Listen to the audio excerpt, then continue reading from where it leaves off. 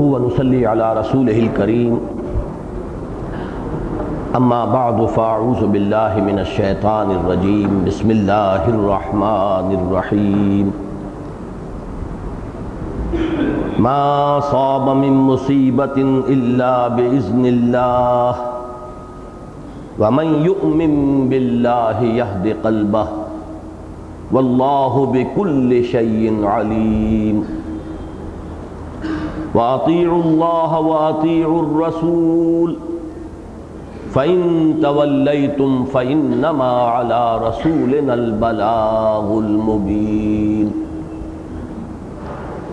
الله لا إله إلا هو وعلى الله فليتوكل المؤمنون يا أيها الذين آمنوا إن من أزواجكم وأولادكم عدوا لكم فاحذروهم وإن تعفوا وتصفحوا وتغفروا فإن الله غفور رحيم إنما أموالكم وأولادكم فتنة والله عنده أجر عظيم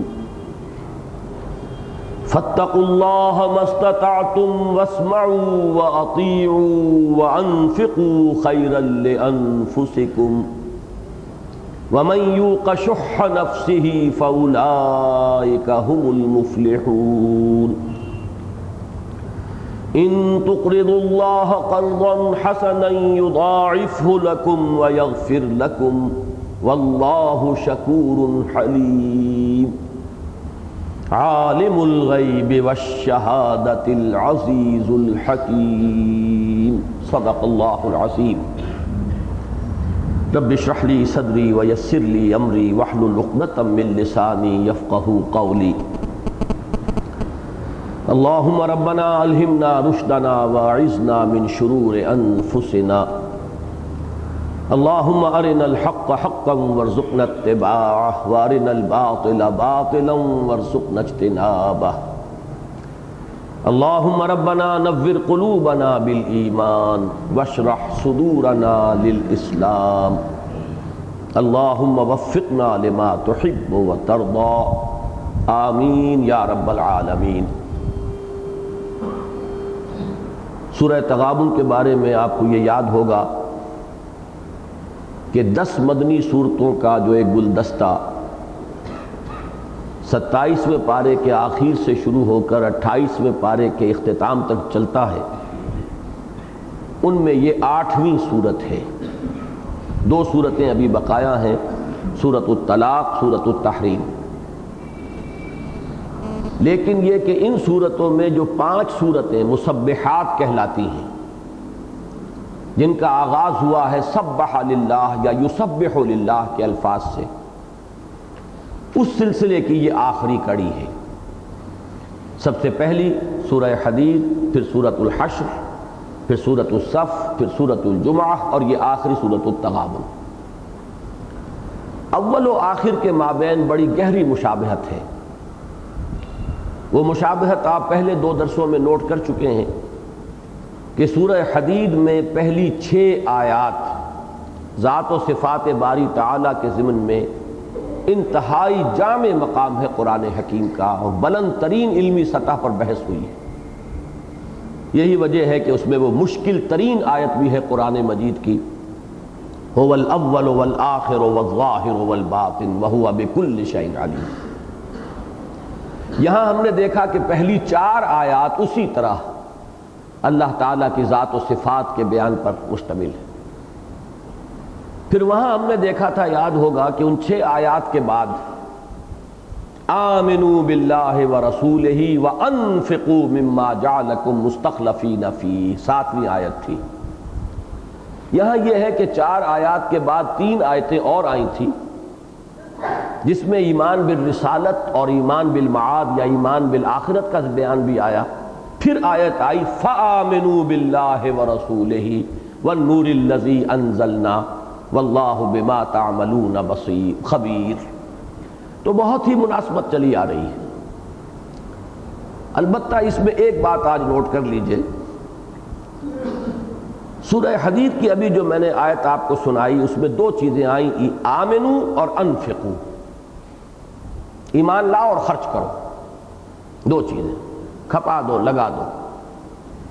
اس صورت میں آپ دیکھیں گے کہ جس طرح پرکار کے یہ دو ٹانگیں جو ہوتی ہیں کھول دی جائیں، اس طرح یہ آمنو اور انفقو کو کھول دیا گیا ہے، اور درمیان میں بہت سے تقاضے جو ایمان کے ہیں انہیں مزید وضاحت کے ساتھ بیان کیا گیا ہے۔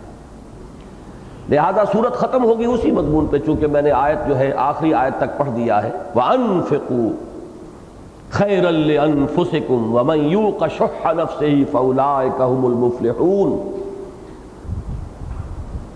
ان تقرضوا اللہ قرضا حسنا یضاعف لکم ویغفر لکم واللہ شکور حلیم، آخری مضمون یہی ہے۔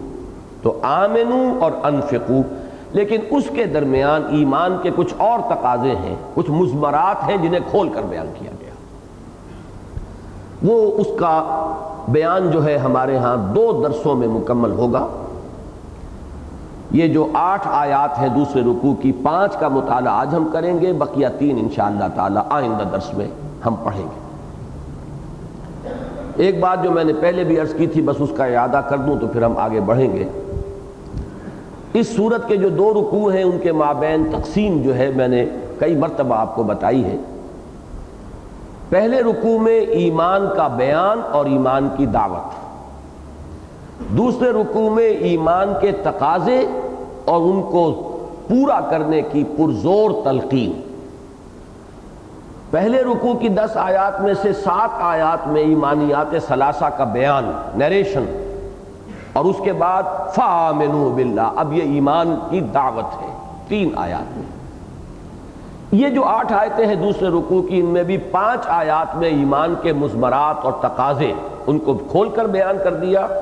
فاتقوا اللہ ما استطعتم سے اب اس کا تقاضا شروع کیا کہ اگر واقعتاً ایمان لائے ہو تو پھر اب یہ تقاضے پورے کرو۔ ایک لفظ جو میں نے ابھی استعمال کیا ہے، ایمان کے مضمرات اور اس کے تقاضے، یہ کون سے ایمان کے مضمرات ہیں؟ ایک ایمان ہے قانونی ایمان، اقرار باللسان، ایک ایمان ہے حقیقی ایمان جو قلبی یقین کی صورت اختیار کرے۔ یہاں بحث اس قانونی ایمان سے نہیں ہے، اور حقیقی ایمان ہے وہی جو دل میں جاگزی ہو جائے، یقین کی صورت اختیار کر لے۔ یقین پیدا کرے ناداں، یقین سے ہاتھ آتی ہے، وہ درویشی کے جس کے سامنے جھکتی ہے فغفوری۔ وہ ایمان در حقیقت کیا ہے؟ جرمن زبان کی ایک اصطلاح ہے فلسفے کی، ویلٹن شوانگ۔ یہ کائنات کی تعبیر ہے، یہ ایک نظریہ ہے کائنات کے بارے میں، اس کی حقیقت کے بارے میں، اپنے بارے میں، اپنی زندگی کی حقیقت کے بارے میں۔ ان چیزوں کو ماننے کے بعد لازماً کچھ تقاضے ہیں اس کے۔ اس شخص کا تصور کیجئے جسے یقین ہے کہ اس کائنات کا ایک خالق ہے، مالک ہے، مدبر ہے، وہ ہر جگہ موجود ہے، ہر آن میرے ساتھ ہے، وہ علی کل شیء قدیر ہے، بکل شیء علیم ہے، کوئی چیز اس کے علم سے باہر نہیں، کوئی شے اس کی قدرت سے خارج نہیں، اور مجھے مرنے کے بعد لازماً اس کے حضور میں حاضر ہونا ہے، اور مجھے اپنے ایک ایک عمل کی جواب دہی کرنی ہے، میرا محاسبہ ہو کر رہے گا، پھر مجھے اس کا بدلہ مل کر رہے گا۔ وَإِنَّهَا لَجَنَّةٌ أَبَدًا أَوْ نَارٌ أَبَدًا۔ پھر اللہ نے بڑا مجھ پر فضل کیا ہے کہ اگرچہ اس نے مجھے عقل سے نوازا، میرے اندر بدی اور نیکی کا ایک شعور ودیت کیا، مزید اس نے فضل کیا، اپنی کتابیں نازل فرمائیں، اپنے برگزیدہ بندوں پر وحی کے ذریعے سے اپنی ہدایت جو ہے ارسال فرمائی، اور ان کو مامور کیا کہ وہ اپنے قول سے، اپنے عمل سے، اپنے فعل سے، اپنی سیرت سے، اپنے کردار سے اس راہ ہدایت کو مبرہن کر دیں، واضح کر دیں، روشن کر دیں۔ یہ ہے 3 چیزیں کہ جن کو مان کر کوئی شخص مسلمان بنتا ہے۔ لیکن ماننے کا فرق ہے، ایک ماننا ہے صرف ماننے کے درجے میں، مان لیا اقرار باللسان۔ اس صورت میں تو سورہ صف میں جو آیت ہم پڑھ چکے ہیں، یہ بھی ہو سکتا ہے کہ قول کچھ اور ہو، عمل کچھ اور۔ قولاً ایمان بالآخرہ، اور عملاً سارا ایمان دنیا پر ہے، ساری دوڑ دھوپ دنیا کے لیے ہے۔ ساری انسان کی سعی و جہد دنیا کے لیے ہے، اس کے لیے حلال حرام کی تمیز بھی وہ ختم کیے بیٹھا ہے، کہتا یہ کہ میں آخرت پر ایمان رکھتا ہوں۔ قولاً ایمان ہے اللہ پر اور اللہ کی کتاب پر، اللہ کے قانون پر، حقیقتاً زندگی میں نظر آ رہا ہے اسے پرواہ نہیں ہے کہ قرآن نے کیا حکم دیا، قرآن نے کس شے کو حلال ٹھہرایا، کس کو حرام ٹھہرایا، کوئی پرواہ نہیں ہے کہ اللہ نے کہ اوامر کیا ہے، نواہی کیا ہے۔ تو جس پر تبصرہ کیا گیا بڑا بھرپور کہ یا ایھا الذین آمنوا لم تقولون ما لا تفعلون کبر مقتا عند اللہ ان تقولوا ما لا تفعلون، تو وہ تو ہے معاملہ علیحدہ، اس سے بحث اس وقت نہیں ہے، اس کو ذہن سے نکال دیجئے۔ تصور کیجئے ایک ایسے شخص کا جس کے دل میں یقین ہے، جس کا سینہ نور ایمان سے منور ہے، جس کے بارے میں سورہ حدید کی وہ آیت آپ نے پڑھی کہ هو الذی ينزل على عبده آیات بینات لیخرجکم من الظلمات الی النور، اللہ نے اسے تاریکیوں سے نکال لیا ہے، نور ایمان میں اللہ انہیں لے آیا ہے۔ اب ان کی زندگیوں میں کیا نتائج نکلنے چاہیے، اس ایمان کا کیا نتیجہ مترتب ہونا چاہیے ان کی سوچ پر، ان کے نقطۂ نظر پر، ان کے زاویہ نگاہ پر، ان کے ویلیو سٹرکچر پر، ان کے نظام اقدار پر، ان کے طرز عمل پر۔ آخر یہ تو نہیں ہو سکتا کہ یہ نقطۂ نظر ہو واقعتاً انسان کا اور پھر زندگی میں کوئی تبدیلی نہ آئے۔ ایک شخص وہ ہے جو سمجھتا ہے کہ بابر بعیش کوش کے عالم دوبارہ نیست، کوئی دوسری زندگی نہیں ہے، وما ہی الا حیاتنا الدنیا نموت ونحیا وما یہلکنا الا الدہر، نہیں ہے کوئی زندگی مگر یہی دنیا کی زندگی، ہم خود ہی مرتے ہیں، خود ہی جیتے ہیں، کوئی ہمیں مارنے والا نہیں سوائے گردش فلک کے کہ آپ سے آپ چکی چل رہی ہے، پیس رہی ہے، باقی یہ کہ کسی نہ ہستی کو ہم مانتے ہیں کہ خالق ہے اور مدبر ہے، نہ کسی دوسری زندگی کو مانتے ہیں۔ اب اس کا ایک نتیجہ نکلے گا اس کی زندگی میں، بابر بعیش کوش کہ عالم دوبارہ نیست۔ اب جہاں بھی ہاتھ پڑ سکتا ہے ڈالو، جو عیش کر سکتے ہو کرو، اس چکر ہی میں نہ پڑو کیا جائز ہے کیا ناجائز، کیا صحیح کیا غلط، بے وقوفی ہے۔ زیادہ سے زیادہ دنیا میں جو نظام احتساب ہے اس سے اپنے آپ کو بچا لو، یہاں کے پولیس پرچے کا حفاظت کر لو کہیں، باقی ہے کہ آگے کی پوچھ تاچھ تو کوئی ہے ہی نہیں۔ ایک وہ شخص ہے جو سمجھتا ہے کہ یہ تو زندگی جو ہے بڑی عارضی سی زندگی ہے، اصل زندگی تو وہ ہے وَإِنَّ دَارَ الْآخِرَةَ لَهِيَ الْحَيَوَانُ لَوْ كَانُوا يَعْلَمُونَ، اصل زندگی تو ہے ہی آخرت کی زندگی، کاش کہ انہیں معلوم ہوتا۔ جس پر یہ حقیقت منکشف ہو جائے اب اس کا ویلیو سٹرکچر بالکل بدل جائے گا، اس کی سوچ بدل جائے گی، اس کی زندگی میں، اس کے طرز عمل میں ایک انقلاب آ جائے گا۔ تو یہ ایک مثال میں نے آپ کو دی ہے، لیکن آج جو 5 آیات ہمیں پڑھنی ہیں ان میں ایک عجیب سائنٹیفک انداز میں، ایک عجیب ترتیب میں 5 ثمرات یا نتائج، اب میں نے مضمرات کہے تھے اور اب ثمرات کا لفظ استعمال کر رہا ہوں۔ مضمرات کسے کہتے ہیں؟ کوئی چیزیں کسی شے میں پوشیدہ ہیں، نظر نہیں آ رہی، پوشیدہ ہیں۔ مضمر کہتے ہیں چھپی ہوئی شے، ضمیر ہمارے اندر چھپی ہوئی ایک حقیقت ہے، وہ ضمیر ہے، چھپی ہوئی شے۔ تو مضمرات ایمان کے ہیں، ایمان میں امپلائیڈ ہیں کچھ چیزیں کہ جنہیں کھول کر یہاں بیان کیا جا رہا ہے، وہ اس کے مضمرات ہیں۔ اسی طریقے سے اس کی مثال سمجھیے جیسے کہ کلی ہے، اس کے اندر پتیاں ہوتی ہیں لیکن بند کلی ہے، پتیاں نظر نہیں آ رہی، پتی وہ کلی کھلتی ہے، وہی پتیاں جو موجود تھی نمایاں ہو گئی، کہیں باہر سے نہیں آئی ہیں لیکن پہلے وہ ظاہر نہیں تھی، اب ظاہر ہو گئی۔ تو جو شے مضمر ہے اسے ظاہر کرنا۔ اور دوسرا لفظ استعمال کیا ثمرات، یہ بڑا اہم لفظ ہے۔ دیکھیے جب آپ دیکھتے ہیں کہ آم کا درخت ہے تو وہ درخت ایک تدریج کے ساتھ ارتقاء کرتے ہوئے پروان چڑھتا ہوا جاتا ہے، پھر اس میں آم لگتا ہے۔ اگر درخت کا جو بیج تھا، جو گٹھلی تھی وہ صحت مند تھی، زمین بھی جس میں کہ وہ گٹھلی ڈالی گئی، دبائی گئی، وہ بھی صحت مند زمین تھی، اس کے اندر پوٹینشیلٹیز تھیں، استعدادات تھیں، تو آم کا درخت وجود میں آئے گا اور ایک وقت میں آ کے اس میں آم کا پھل لگے گا۔ تو یہ ثمرات ہیں۔ ایمان کو بھی سمجھیے وہ ایک درخت ہے، لیکن وہ ایک ٹنڈ منڈ درخت نہیں ہے، اس کے ثمرات ہیں۔ اگر واقعی ایمان ہے تو اس کے کچھ نتائج نکلیں گے، کچھ پھول اس پر کھلیں گے، کچھ پھل اس پر آئیں گے۔ وہ پھول اور پھل کیا ہیں ایمان کے؟ اب ویسے تو یہ کہ ان کو بیان کیا جائے تو لمبی داستان ہو جائے گی، یہاں نہایت جامعیت کے ساتھ 5 آیات میں سمو دیا گیا، اور ان 5 آیات میں بظاہر آدمی جب ان کو پڑھے گا تو معلوم ہوگا نعوذ باللہ من ذالک سمجھانے کے لیے لفظ کہہ رہا ہوں کہ بالکل انمل بے جوڑ سی باتیں ہیں. ایک بات مشرق کی، ایک مغرب کی، ایک یہاں کی، ایک وہاں کی، بظاہر کوئی ربط نہیں ہے.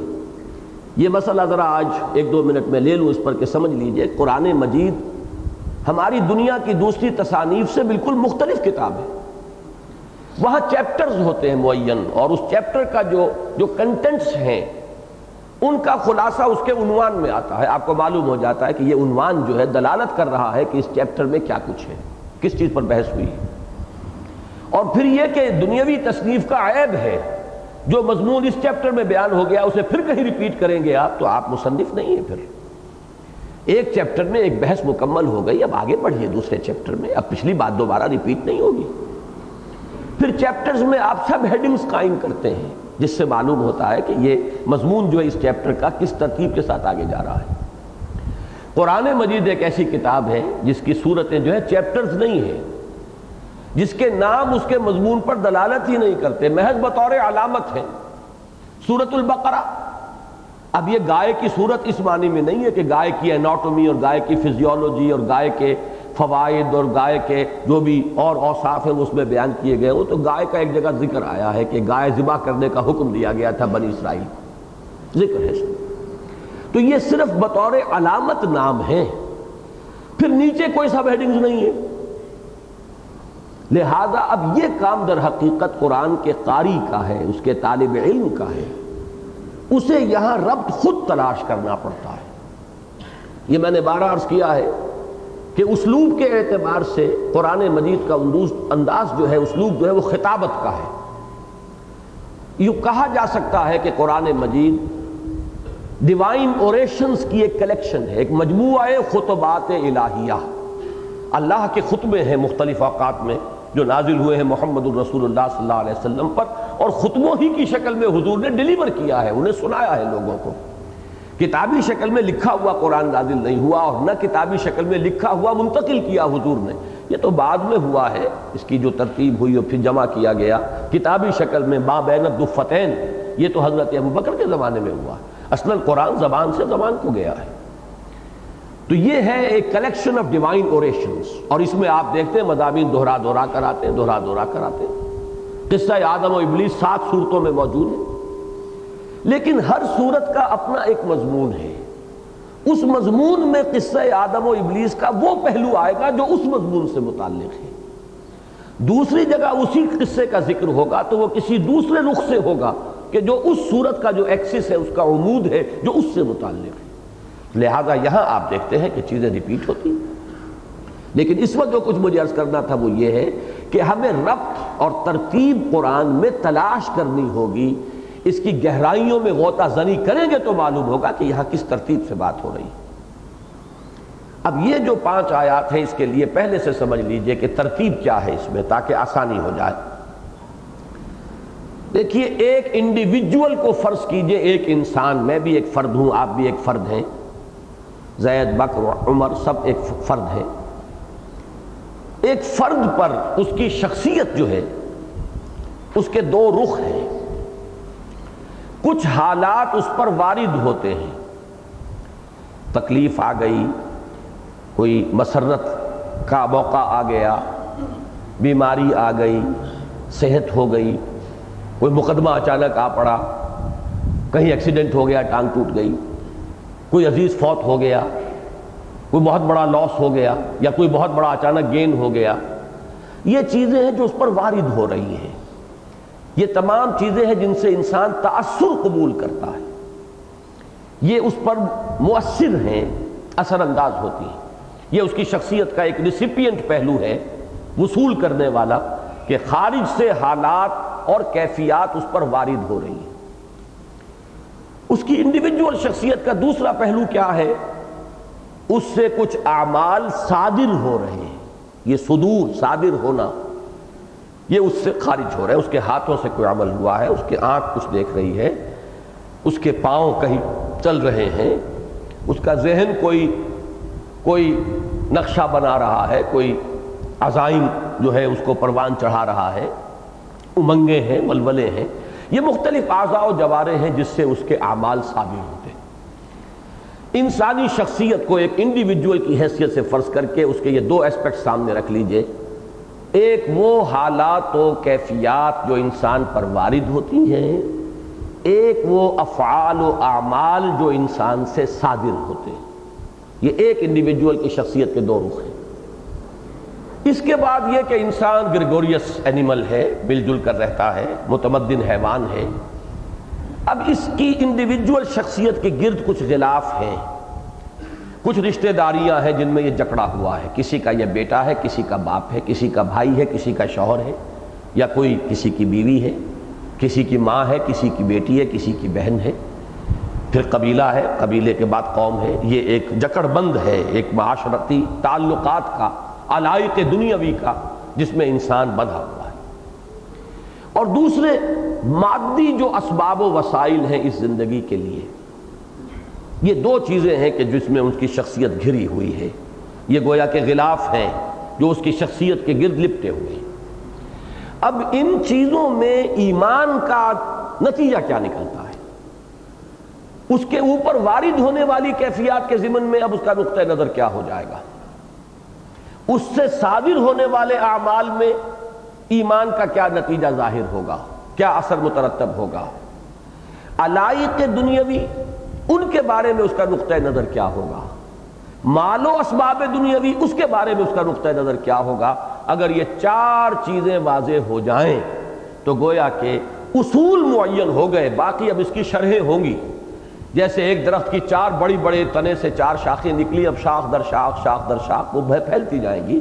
لیکن یہ کہ یہ چار شاخیں اگر آئیڈینٹیفائی ہو جائیں تو پھر گویا کہ آگے جو ہے اس خاکے میں تفصیل کا رنگ انسان جو ہے خود بھر سکتا ہے. ان چار ایسپیکٹس کو ذہن میں رکھیے. اور اب آئیے سب سے پہلی شے، انسان پر وارد ہونے والے حالات و کیفیات، کوائف. ان میں بھی جیسا کہ میں نے عرض کیا، کچھ ایسے ہوتے ہیں جو خوشگوار ہیں، کچھ ایسے جو ناگوار ہیں. لیکن یہ کہ ان کے بارے میں نقطہ نظر کیا ہے. ایک شخص کے جو خدا کو یا جانتا نہیں، اللہ کو مانتا نہیں، یا مانتا ہے تو سرسری طور پر مانتا ہے، وہ اس کے دل کے اندر اس کی معرفت جو ہے وہ جاگزی نہیں ہوئی. وہ کیا سمجھے گا جو کچھ ہو رہا ہے کوئی اندھا بہرا مادہ ہے، کوئی قوتیں ہیں، فزیکل فورسز ہیں، ان کا انٹرپلے ہے، اس سے یہ حالات و واقعات وجود میں آ رہے ہیں. اس پہ مجھے کبھی مصیبت آ جاتی ہے، کبھی تکلیف آ جاتی ہے، کبھی سیلاب آ گیا ہے، کبھی کوئی اور ہے، گھر میں آگ لگ گئی ہے، کوئی عزیز میرا فوت ہو گیا ہے. اب ایک ایسا شخص جو ہے، پھر یہ کہ جو کچھ اس پر بیت رہی ہے، خوشی والی چیزوں سے وہ اتنا متاثر نہیں ہوتا، فخر و غرور پیدا ہو جائے گا. لیکن تکلیف دہ شے جو ہے اس سے وہ بہت متاثر ہوتا ہے، اس کے اعصاب پر اس کا بڑا دباؤ پڑتا ہے، اس کا وہ اثر قبول کرتا ہے. اور یہ چیزیں جو ہے ظاہر بات ہے کہ ایک سلسلہ اسباب ہے جس سے ہو کر آ رہی ہیں. آگ لگ گئی، لیکن کیسے لگ گئی؟ اچانک لگ گئی. اس کائنات کا کوئی مدبر نہیں ہے پھر کہ جو کنٹرول کر رہا ہو اس کو. اگر اچانک لگ گئی، خود بخود لگ گئی، تو اس کا تو مطلب یہ ہے کہ اس کائنات میں یہ جو قوتیں ہیں از خود کار فرما ہے. کسی کا ارادہ، کسی کی مشیت اسے کنٹرول نہیں کر رہا. تمہارا عزیز کوئی فوت ہو گیا تو کیا خود بخود فوت ہو گیا، یا یہ کہ کوئی یحیی و یمیت جو اس سورہ مبارکہ کی پہلی آیت میں آیا، لہ الحمد، لہ الملک و لہ الحمد، اور سورہ حدید میں آیا یحیی و یمیت، وہی زندہ رکھتا ہے، وہی مارتا ہے. اگر یہ یقین ہے تو اگر کوئی فوت ہو گیا، کوئی اور تکلیف آ گئی، تو کیا اس کے اذن کے بغیر آ گئی؟ اگر اس کے اذن میں ہے، اس کی مشیت میں ہے، اس کی اجازت سے ہوا ہے، تو کیا وہ اندھا بہرا ہے معاذ اللہ؟ کیا وہ تمہارا دشمن ہے؟ کیا وہ تمہارا بدخواہ ہے؟ معاذ اللہ، ثم معاذ اللہ. جو بھی کچھ ہو رہا ہے اس کے اندر کوئی نہ کوئی خیر مضمر ہے، کوئی بھلائی ہے. اگرچہ تمہیں اپنی بھلائی نظر نہیں آتی، تم شارٹ سائٹڈ ہو، تم صرف سامنے کی چیز دیکھ رہے ہو، دور کی بات نہیں دیکھ رہے. عسیٰ ان تحبوا شیئا وہو شر لکم وعسیٰ تکرہوا شیئا وہو خیر لکم. ہو سکتا ہے کہ کوئی شے تم پسند کرو، درحال ہے کہ اس میں تمہارے لیے برائی ہے، شر ہے. اور ہو سکتا ہے کہ کوئی چیز تمہیں ناگوار ہو، اور حقیقت میں وہی تمہارے لیے خیر ہو۔ واللہ یعلم وانتم لا تعلمون، اللہ جانتا ہے تم نہیں جانتے۔ اب دیکھیے ایٹیچیوڈ بدلے گا جیسے جیسے یہ حقائق انسان پر منکشف ہو رہے ہیں، اب اس کا ان حوادث، ان واقعات، ان مصائب، ان مشکلات، ان تکالیف کے بارے میں نقطہ نظر بدلتا چلا جائے گا۔ اس میں اب شکوہ اور شکایت اور جھنجھلاہٹ نہیں ہوگی، بلکہ وہ کیفیت پیدا ہوگی جس کا نام ہے تسلیم و رضا۔ جو ہو رہا اس کائنات میں بغیر اذن رب نہیں ہوا، چاہے کتنے ہی واسطوں سے ہو کر ہوا ہو، کتنے ہی سلسلہ اسباب درمیان میں انٹروین کر رہا ہو، اصل مسبب الاسباب اللہ ہے، اس کے اذن کے بغیر پتہ تک جنبش نہیں کرتا۔ تو جو مجھ پر آیا وہ اس کی مرضی اور اس کی اجازت کے بغیر نہیں آیا، اور وہ میرا دوست ہے، میرا خیر خواہ ہے، میری بھلائی چاہتا ہے، وہ میری خیر اور میری بھلائی سے مجھ سے زیادہ واقف ہے، لہذا چاہے فی الفور کوئی شے مجھے ناگوار محسوس ہو رہی ہے، لیکن مجھے اسے کسی شکوے اور شکایت کے بغیر پورے تسلیم و رضا کی کیفیت کے ساتھ قبول کرنا چاہیے۔ یہ ہے ایمان کا پہلا نتیجہ ان حوادث کے بارے میں کہ جو انسان پر وارد ہوتے ہیں۔ اگرچہ لفظاً دیکھیے یہاں آیا ہے ما اصاب من مصیبت، نہیں پڑتی کوئی پڑنے والی، اصابہ یصیبو کسی چیز کے اوپر واقع ہو جانا، جو ہم پر حالات واقع ہو رہے ہیں، لفظاً اس میں اطلاق ہوگا دونوں چیزوں پر، چاہے وہ ہمارے لیے دل خوش کن ہے اور چاہے وہ ہمارے لیے ناگوار ہے، پڑھنے والی شے ہے جو آ رہی ہے۔ ما اصاب من مصیبت، لیکن ہم اردو میں مصیبت کا لفظ جو ہے وہ استعمال کرتے ہیں صرف اس شے کے لیے، اور عربی میں بھی غالب استعمال اسی کے لیے ہے کہ جو ناگوار ہے، تکلیف دہ ہے، انسان کے لیے پسندیدہ کیفیت نہیں ہے، لیکن لفظاً جان لیجئے کہ یہ کور کرتا ہے دونوں کو۔ جو بھی واقعہ ہوا ہے، جو بھی حادثہ ہوا ہے، جو بھی آپ پر ایک صورت جو ہے واقع ہو گئی ہے، ما اصاب من مصیبت الا باذن اللہ، اگر آپ مانتے ہیں کہ اللہ قادر مطلق ہے، اس کائنات کا کنٹرول اس کے ہاتھ میں ہے، سورہ حدید کے الفاظ یاد کیجئے، هو الذی خلق السماوات والارض فی ستۃ ایام ثم استوى علی العرش، تخت حکومت پر متمکن ہے۔ سورہ سجدہ جو حضور صلی اللہ علیہ وسلم جمعے کی صبح فجر کی نماز میں پڑھا کرتے تھے، یدبر الامر من السماء الی الارض، مدبر وہ ہے، تدبیر ہے اس کی، اگرچہ اس کی تدبیر بڑی لمبی ہے، اس کی بڑی لانگ پلاننگز ہوتی ہیں۔ تمہاری تقویم جو ہے، تمہارا کیلنڈر بڑا چھوٹا ہے، تم بہت گھبرا جاتے ہو، اللہ کا دن جو ہے وہ 10,000 برس کے برابر ہے، اللہ کی تقویم اور پلاننگ اسی کے حساب سے ہے۔ لیکن بیدک الخیر انک علی کل شیء قدیر، وہ جو کچھ کر رہا ہے اور جو کچھ ہو رہا ہے، چاہے بظاہر میرے یا آپ کے لیے وہ شر بن گیا ہو، لیکن حقیقت میں کوئی نہ کوئی ان دی لانگ رن، آخر کار اس کے اندر سے خیر برآمد ہوگا۔ لہذا جو بھی ہو، ہر چہ ساقی ماریخ عین الطاف است، سر تسلیم خم ہے جو مزاج یار میں آئے، کوئی شکوہ، کوئی شکایت، کوئی جھنجھلاہٹ، کیوں ہو گیا، کیسے ہو گیا، کس نے کر دیا، ہاں اے فلک پیر جواں تھا ابھی عارف، کیا تیرا بگڑتا جو نہ مرتا کوئی دن اور۔ یہ شکوے، یہ رنج، یہ غم، یہ در حقیقت یہ محجوبیت کی علامت ہے، اللہ سے دور ہونے کی علامت ہے، معرفت خداوندی سے محروم ہونے کی علامت ہے۔ جہاں ایمان آئے گا اور یقین ہوگا کہ پتہ تک اس کے اذن کے بغیر جنبش نہیں کھاتا، وہاں تسلیم و رضا کی کیفیت ہوگی۔ یہاں ذرا میں چاہوں گا کہ تقابل کر لیں، سورہ حدید میں نے کہا تھا اول و آخر بہت گہری مناسبت ہے ان دونوں صورتوں میں۔ اس آیت کا ترجمہ پہلے مکمل کر لیں، ما صاب من مصیبت الا باذن اللہ، نہیں پڑتی کوئی پڑھنے والی مگر اللہ کے اذن سے، اذن رب کے بغیر پتہ تک جنبش نہیں کرتا۔ البتہ اس لفظ اذن کا اور اللہ کی رضا کا فرق ہے۔ میں نے ارادہ کیا کہ ہاتھ اٹھاؤں، نہیں اٹھا سکتا جب تک کہ اللہ کا اذن نہ ہو، اللہ کے اذن کے بغیر نہیں ہے یہ۔ لیکن اللہ راضی ہے یا ناراض یہ بات علیحدہ ہے. میں نے ہاتھ کس نیت سے اٹھایا، کس ارادے سے اٹھایا، چوری کے لیے اٹھایا یا کسی کی خدمت کے لیے، کسی کی تکلیف کو رفع کرنے کے لیے اٹھایا، اس کی بنا پر میں اللہ کے ہاں اجر یا سزا کا مستوجب ہو جاؤں گا. لیکن ہاتھ نہیں اٹھ سکتا اگر اللہ کا اذن نہ ہو، اس لیے کہ وہ کنٹرول کیے ہوئے اس پوری کائنات کو، ورنہ وہ قادر مطلق کا رہا. پھر ہر شے آزاد ہو گئی، اپنی مرضی سے حرکت کر رہی ہے. پھر تو یہ اندھیر نگری چوپٹ راج ہے. پھر اس کا تخت حکومت جو ہے گویا کہ وہ تو ڈاواں ڈول ہے، اس کا تو کنٹرول ہی کوئی نہیں ہے. اس اللہ پر ایمان کہ جو اس کائنات پر مستولی ہے، جس کا تخت کائنات، تخت حکومت پر تسلط ہے.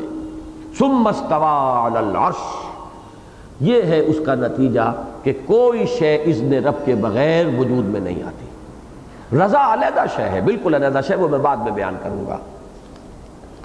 ما اصاب من مصیبت الا باذن اللہ ومن یؤمن باللہ. دیکھیے نوٹ کیجئے، یہ ایمان کا نتیجہ ہے.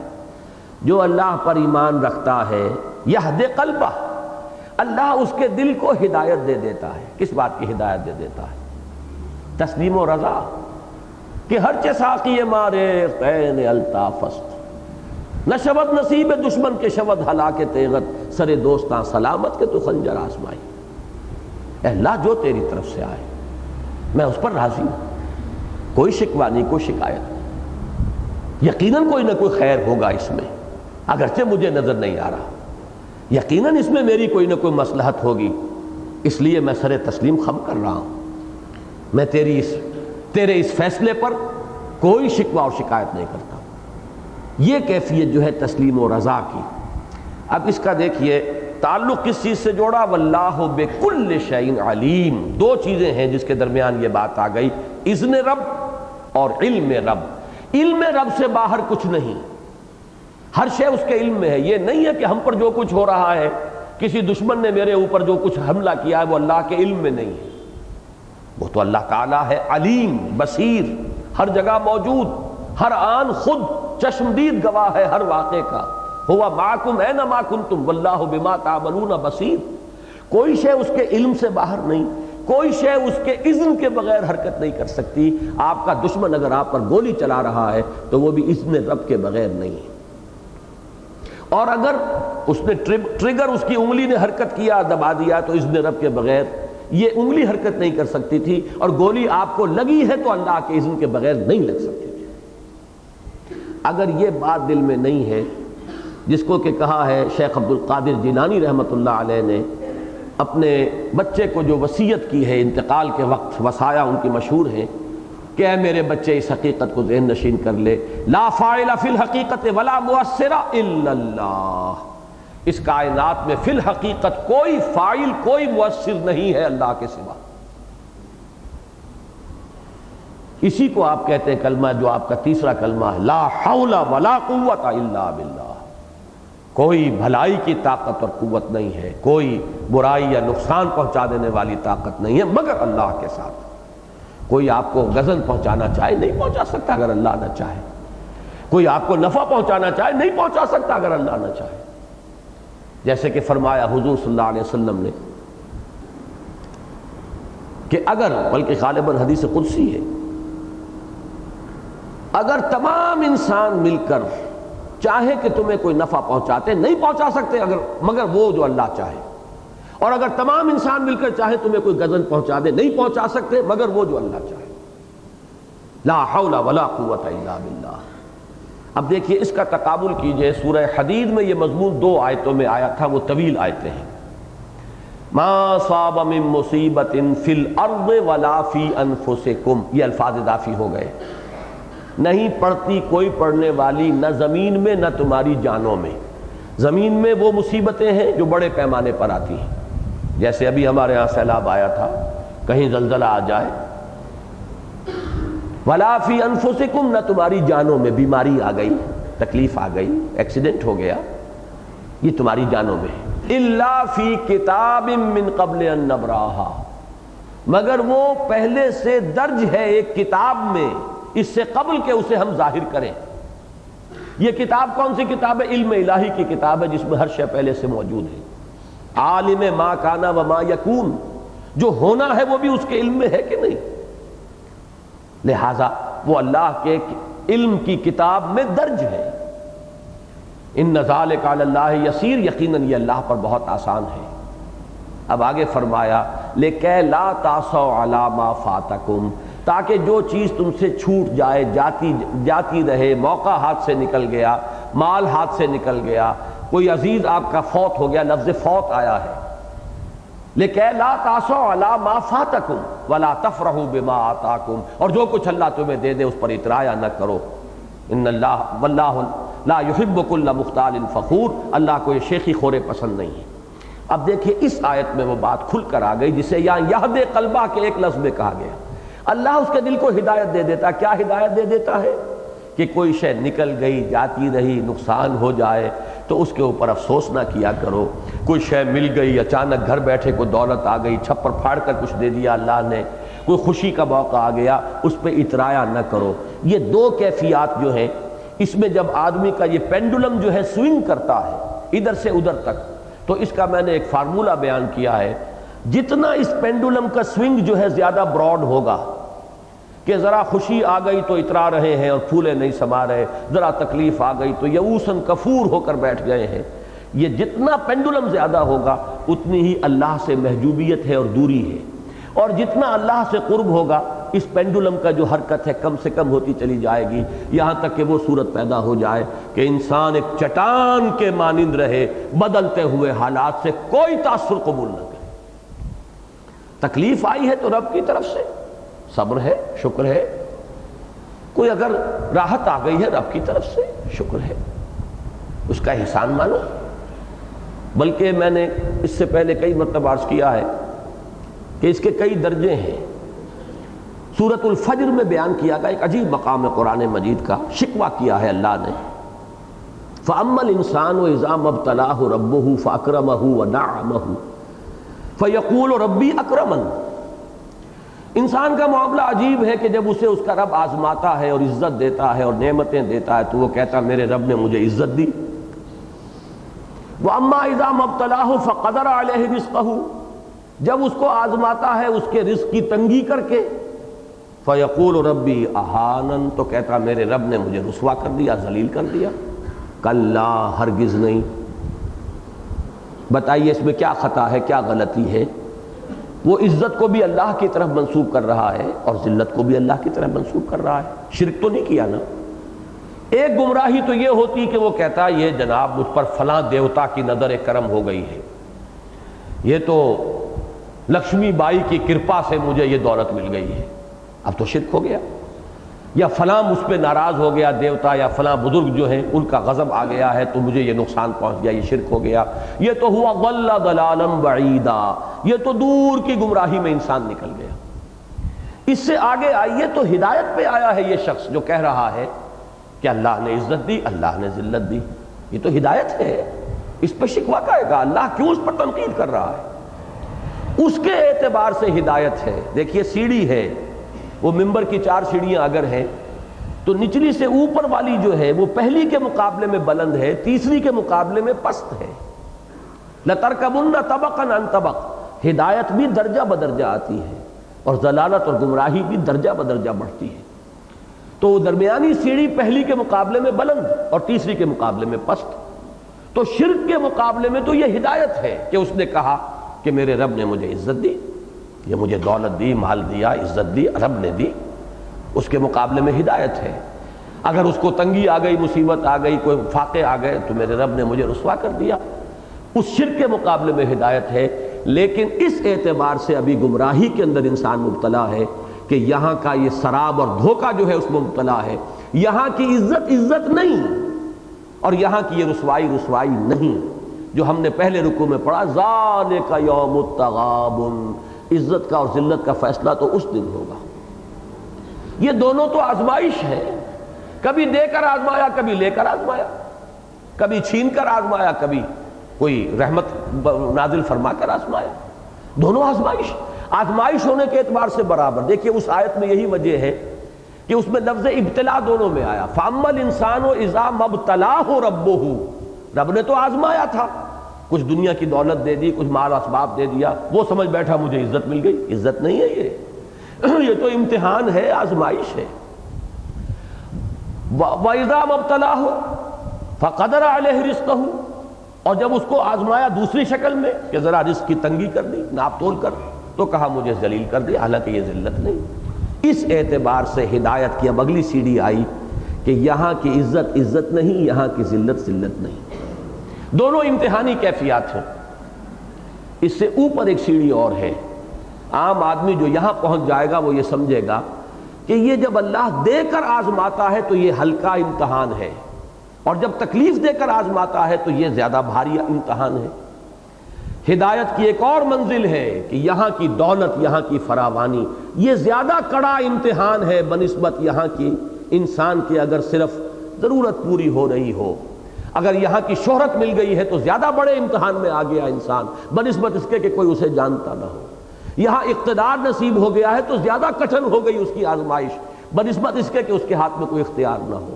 یہاں دولت زیادہ مل گئی ہے تو زیادہ حساب دینا پڑے گا قیامت کے دن بنسبت اس شخص کے جس کے بارے میں حضور نے فرمایا سبق المفردون، جو ہلکے پھلکے تھے وہ آگے نکل جائیں گے۔ یہ جو بھاری بھرکم ساز و سامان لیے بیٹھے ہیں، ان کا تو جب انکم ٹیکس والے حساب لینے بیٹھتے ہیں تو دن میں تارے نظر آ جاتے ہیں، جب اللہ کے ہاں حساب دینا پڑے گا تو ہوش ٹھکانے آ جائیں گے۔ وہ جو یہاں ہلکے پھلکے تھے وہ نکل جائیں گے، اس لیے کہ ان کا حساب اتنا ہی ہلکا ہو۔ اسی کی مثال ہے امام احمد ابن حنبل کے طرز عمل میں رحمہ اللہ، جب ان پر کوڑے برس رہے تھے اور وہ مار پڑ رہی تھی جس کے بارے میں کہتے ہیں کہ ہاتھی کو وہ مار ماری جاتی تو وہ بھی بلبلا اٹھتا، اس وقت وہ روئے نہیں، آنکھوں میں آنسو نہیں آئے، برداشت کیا۔ اور جب حکومت بدل گئی، اب اگلا خلیفہ جو ہے اس کا نظام کچھ اور ہے، اس کی رائے کچھ اور ہے، اب اس کے ہاں سے ایک ایلچی آیا ہے اشرفیوں کی تھیلیاں لے کر امام احمد ابن حنبل کی خدمت میں کہ یہ دربار خلافت سے آپ کے لیے ہدیہ ہے۔ اس وقت رو پڑے کہ پروردگار میں اس امتحان کے قابل نہیں، یہ امتحان بہت کڑا ہے، یہ بہت بھاری ہے، سختی کو آدمی جھیل جاتا ہے۔ لالچ والا امتحان جو ہے اور دنیا کی دولت کے اندر کہ جو انسان کے لیے آزمائش مضمر ہے، یہ زیادہ کڑی ہے بنسبت اس کے۔ تو یہ ہے انتہا اس ہدایت کی جو وہاں سے چلی ہے۔ ایک ضل ضلالا بعیدہ ہے کہ فلاں دیوی یا دیوتا یا فلاں آلہہ جو ہے ان کی وجہ سے ہو رہا ہے۔ ایک یہ کہ آپ نے دونوں چیزوں کو منسوب تو کیا اللہ کی طرف، لیکن یہاں کی عزت کو عزت سمجھا، یہاں کی ذلت کو ذلت سمجھا۔ ایک یہ کہ نہیں، یہ دونوں اصل میں امتحان ہے۔ اور اس سے آخری بات کیا ہے کہ بظاہر عزت والا امتحان اگرچہ ہلکا نظر آتا ہے، حقیقت میں کڑا ہے، مشکل ہے، بھاری ہے، اس میں پورا اترنا، کامیاب ہونا مشکل تر ہے بنسبت اس کے جس کو حضور نے فرمایا ما قل و کفا خیر مما کثر و الہا، جو کم ہو لیکن کفایت کر جائے، آدمی کی ضرورتیں پوری ہو جائیں، کہیں بہتر ہے اس سے کہ کثرت ہو، بہت مال و اسباب ہو، لیکن اس کثرت اور مال و اسباب کی جو بہتات ہے اس کا نتیجہ نکلتا ہے غفلت، غافل ہو جائے گا آدمی۔ تو ما قل و کفا خیر مما کثر و الہا۔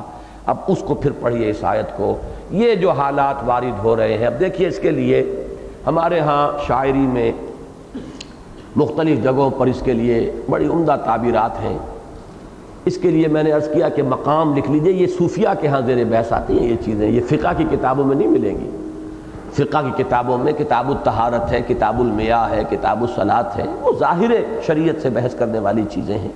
یہ باطنی کیفیات ہیں انسان کے اندر کی، ان میں آپ کو ملے گا ایک مقام، مقامات کہلاتے ہیں یہ صوفیہ کے ہاں، ایک مقام تسلیم و رضا، جو آ رہا ہے اس پر شکوہ نہ ہو، اس لیے کہ اللہ کے اذن کے بغیر نہیں ہے، اور یقیناً اس میں کوئی نہ کوئی ہمارا خیر ہے، چاہے اس وقت وہ چیز ہمیں بڑی ناگوار محسوس ہو رہی ہے۔ ایمان باللہ کا یہ تقاضا ہے۔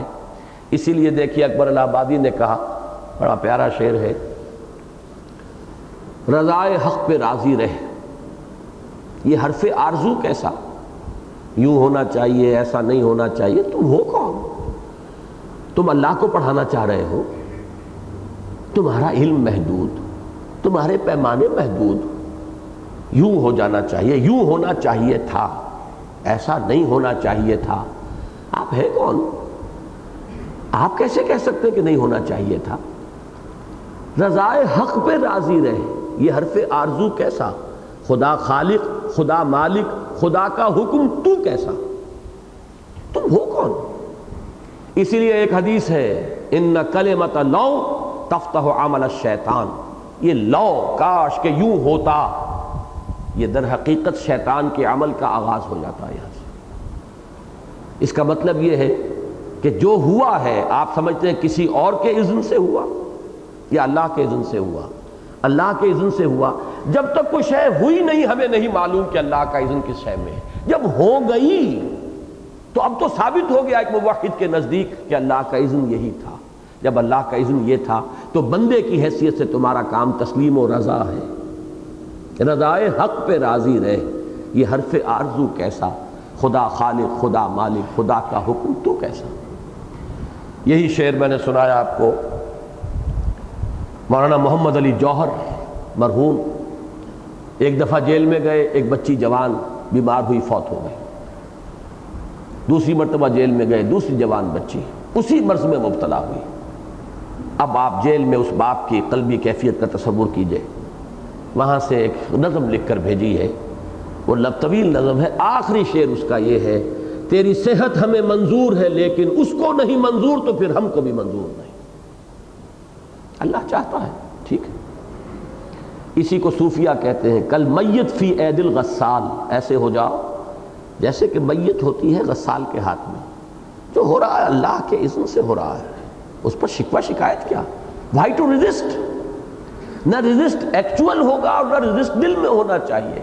کوئی اس پر رنج اور غم اور صدمہ اور یہ اور وہ، یہ چیز در حقیقت علامت ہے دوری، محجوبیت، اللہ کی معرفت سے محرومی کی۔ اقبال گئے ہیں اس میں آخری کلائمیکس پر، ان کا شعر جو ہے میرے نزدیک چوٹی کا شعر ہے۔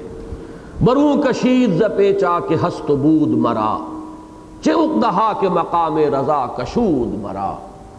یہ مقام رضا نے میرے کیسے کیسے عقدے حل کر دیے کہ جو ما شاء اللہ کانا وما لم یشاء لم یکن، جو اللہ نے چاہا وہ ہوا اور جو اللہ نے نہیں چاہا وہ ہو ہی نہیں سکتا تھا۔ تو ہم کاہے کے لیے بیٹھ کر اپنے اس رنج اور غم اور پیچ و تاب، بروں کشید ز پیچا کہ ہست و بود مرا، اس پورے پیچ و تاب سے مجھے تو باہر نکال لیا، کہ اقدہا کے مقام رضا کشود مرا۔ یہ بات اب میرے تو چونکہ یہ دل پسند موضوعات میں سے ہے، یہ ایمان کے وہ حقائق ہیں کہ جو بدقسمتی سے بالکل، اب چونکہ ہمارے ہاں ہو گئی اسپیشلائزیشن، ان چیزوں سے بحث کی صوفیہ نے، اور صوفیہ سے اس دور میں جو ہے بعد ہے، اس لیے کہ تصور میں بہت سی چیزیں غیر اسلامی بھی آ گئیں۔ لہذا جدید جو ذہن ہے، خاص طور پر ایکٹیوسٹ جو تحریکیں چلا رہے ہیں لوگ، ان کا اکثر و بیشتر جو ان کا حلقہ ہے وہ تصوف سے بڑی قد رکھتا ہے اور بعد ہے اسے۔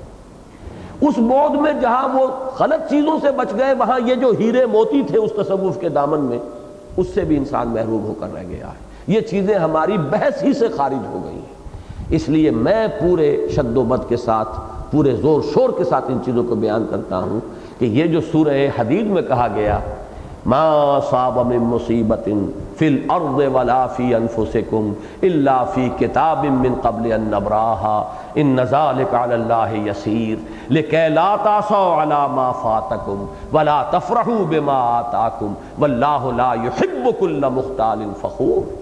یہاں فرمایا ما صاب من مصیبت الا باذن اللہ ومن یؤمن باللہ یہد قلبہ واللہ بکل شیء علیم۔ یہ کون سی عظیم حقیقت ہے کہ جن کو یہاں بیان کیا جا رہا ہے۔ اس میں ایک مغالطہ نہیں ہونا چاہیے، وہ میں ذرا بیان کر دوں۔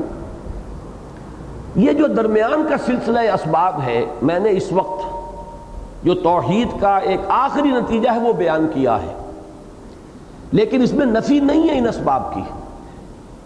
ایک شخص نے آپ کو پتھر مارا، اس ایک ایکشن میں دو کمپوننٹس ہیں۔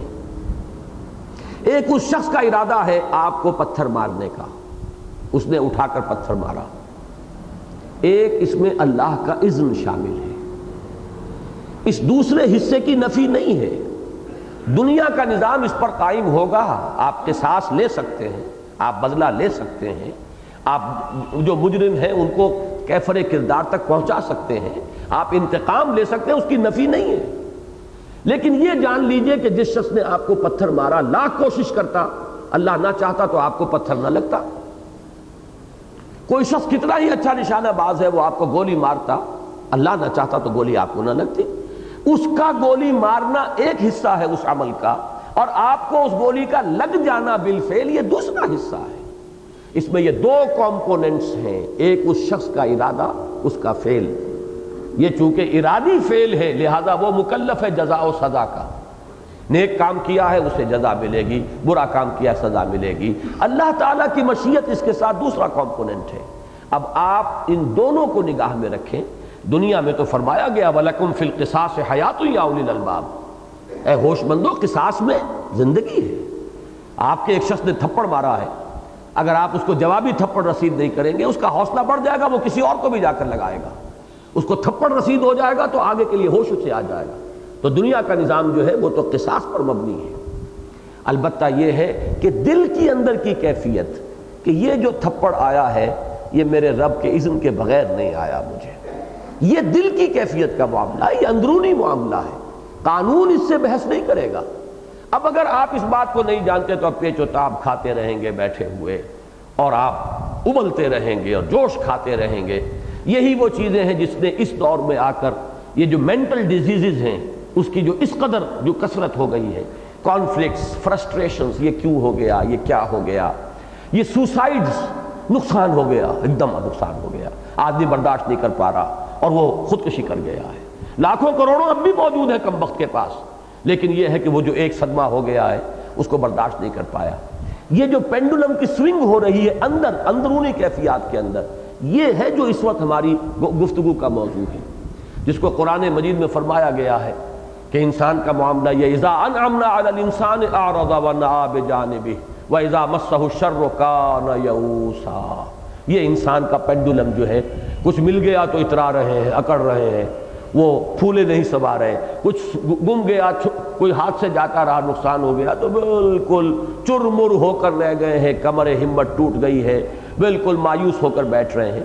یہ کیفیات ہے جن سے انسان کو بچاتی ہے یہ تسلیم و رضا کی کیفیت. برون کشید ز پیچا کے ہست و بود مرا، چہ عقدہا کے مقام رضا کشود مرا.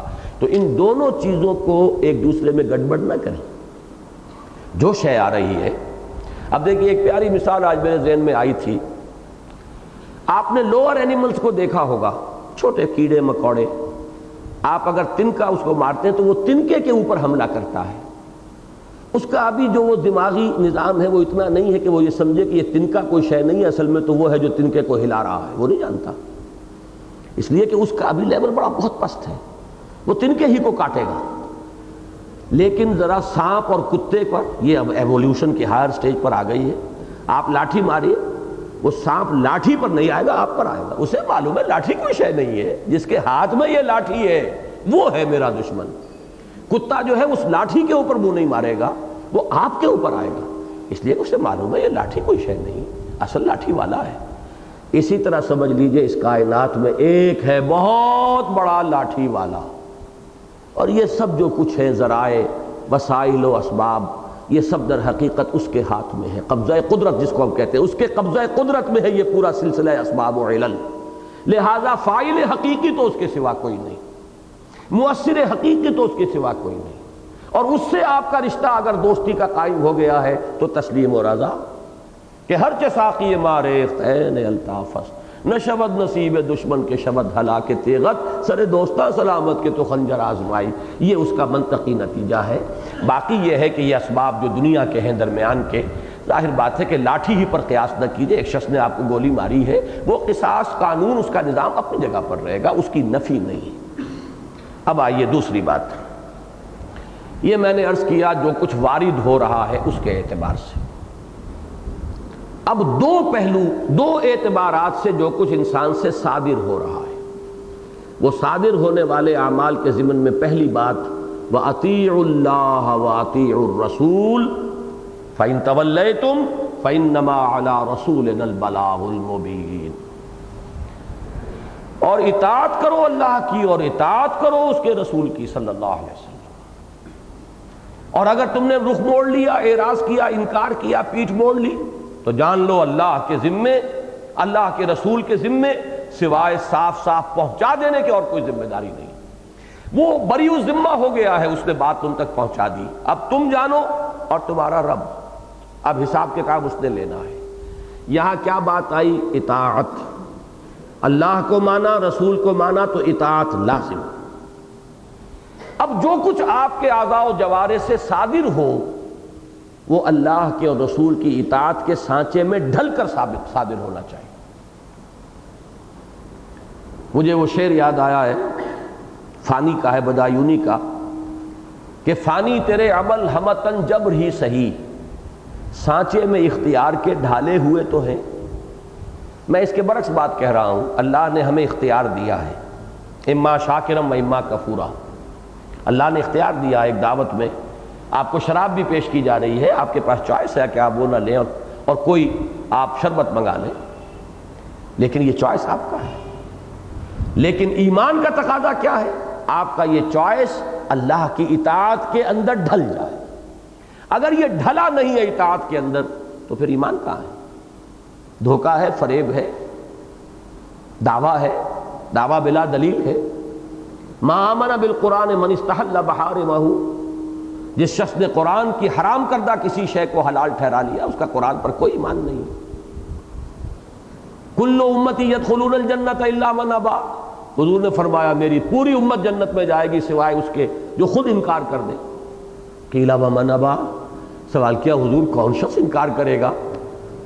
قال من اطاعنی دخل الجنہ ومن عصانی فقد ابا، جو میری اطاعت کرے گا وہ جنت میں داخل ہو جائے گا، جو میری معصیت کرے گا، نافرمانی کرے گا، اس نے گویا کہ جنت میں داخل ہونے سے خود انکار کر دیا۔ اب یہ جنت میں داخلہ جو ہے اللہ اور اس کے رسول کی اطاعت کے راستے سے ہوگا۔ میرے ہاتھ سے کوئی حرکت سرزد نہ ہو جو اللہ اور اس کے رسول کی اطاعت کے سانچے میں ڈھلی ہوئی نہ ہو، میری زبان سے کوئی لفظ صادر نہ ہو جو اللہ اور اس کے رسول کی اجازت کے خلاف ہو، میرے پاؤں کسی ایسے راستے پر حرکت نہ کریں کہ جن پر چلنا اللہ کے اور اس کے رسول کو پسند نہ ہو۔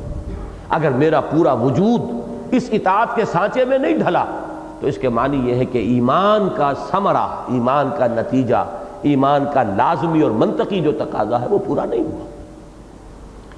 اس اطاعت کے لفظ کو بھی ذرا آج تھوڑا سا میں چاہتا ہوں کہ گہرائی میں سمجھ لیجئے۔ اس کا مادہ ہی طوع ہے، طوع۔ ایک اطاعت جبری ہوتی ہے، اس پر لفظ اطاعت کا اطلاق ہی نہیں ہوگا، مجازن کہیں گے آپ۔ ہم انگریز کی اطاعت کرتے تھے، اطاعت نہیں کرتے تھے، اس لیے کہ اطاعت کے اندر طوع کا مادہ ہے۔ طوع کہتے ہی ہیں برضا و رغبت کسی کام کو کرنا، طوعا و کرہا۔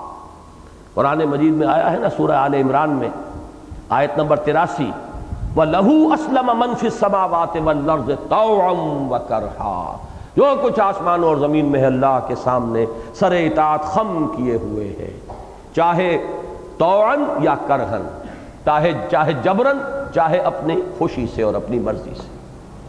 اسی کو فرمایا گیا، وہ آیت سجدہ ہے اس لیے میں وہ الفاظ نہیں سنا رہا آپ کو۔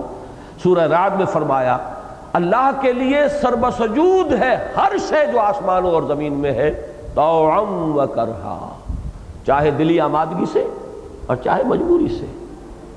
اسی کو فرمایا سورہ توبہ میں، قُلْ أَنفِقُوا طَوْعًا أَوْ كَرْهًا لَن يُتَقَبَّلَ مِنكُمْ، منافقین سے کہا گیا اب چاہے تم اپنی رضامندی سے خرچ کرو اور چاہے مجبوری کو خرچ کرو، اللہ تمہارے نفقات جو ہیں ان کو قبول نہیں فرمائے گا۔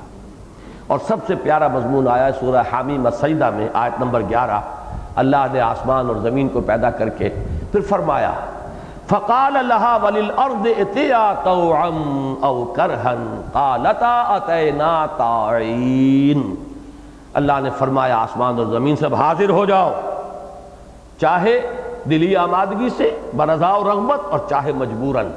دونوں نے کہا ہم حاضر ہیں پوری دلی آمادگی سے، اتینا طاعین، یہ تعبیر ہے اس کی۔ تو یہ ہے ایمان کا دوسرا تقاضا۔ یہ کس اعتبار سے ہے؟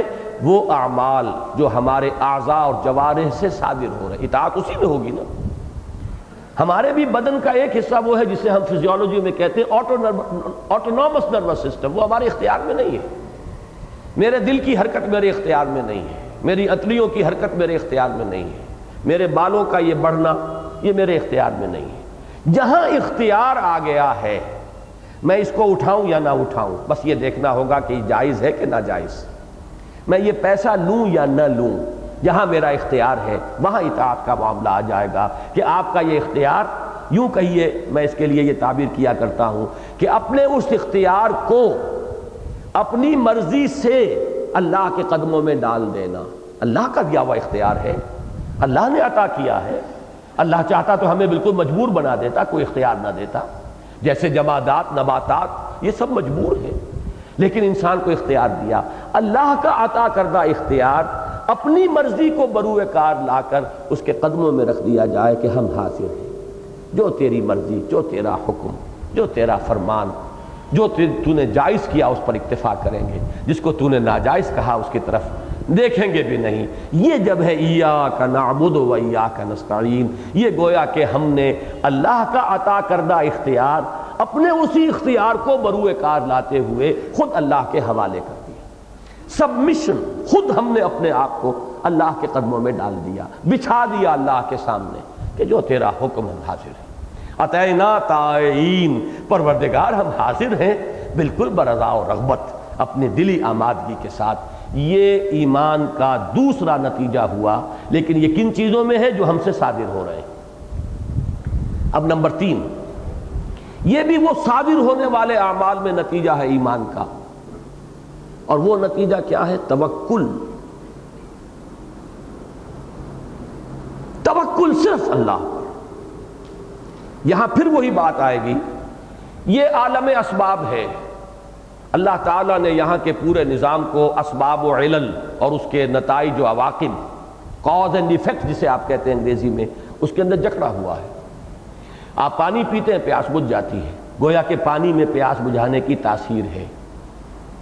آپ کے پاس کوئی ذرائع موجود ہے کسی کام کو کرنے کے لیے، آپ کو معلوم اطمینان ہے، کار کھڑی ہوئی ہے، بالکل صحیح ہے، میں نے اس کی سروس بھی کرا لی تھی، ٹینک بھی فل کرا لیا تھا، اب صبح اٹھوں گا چل دوں گا۔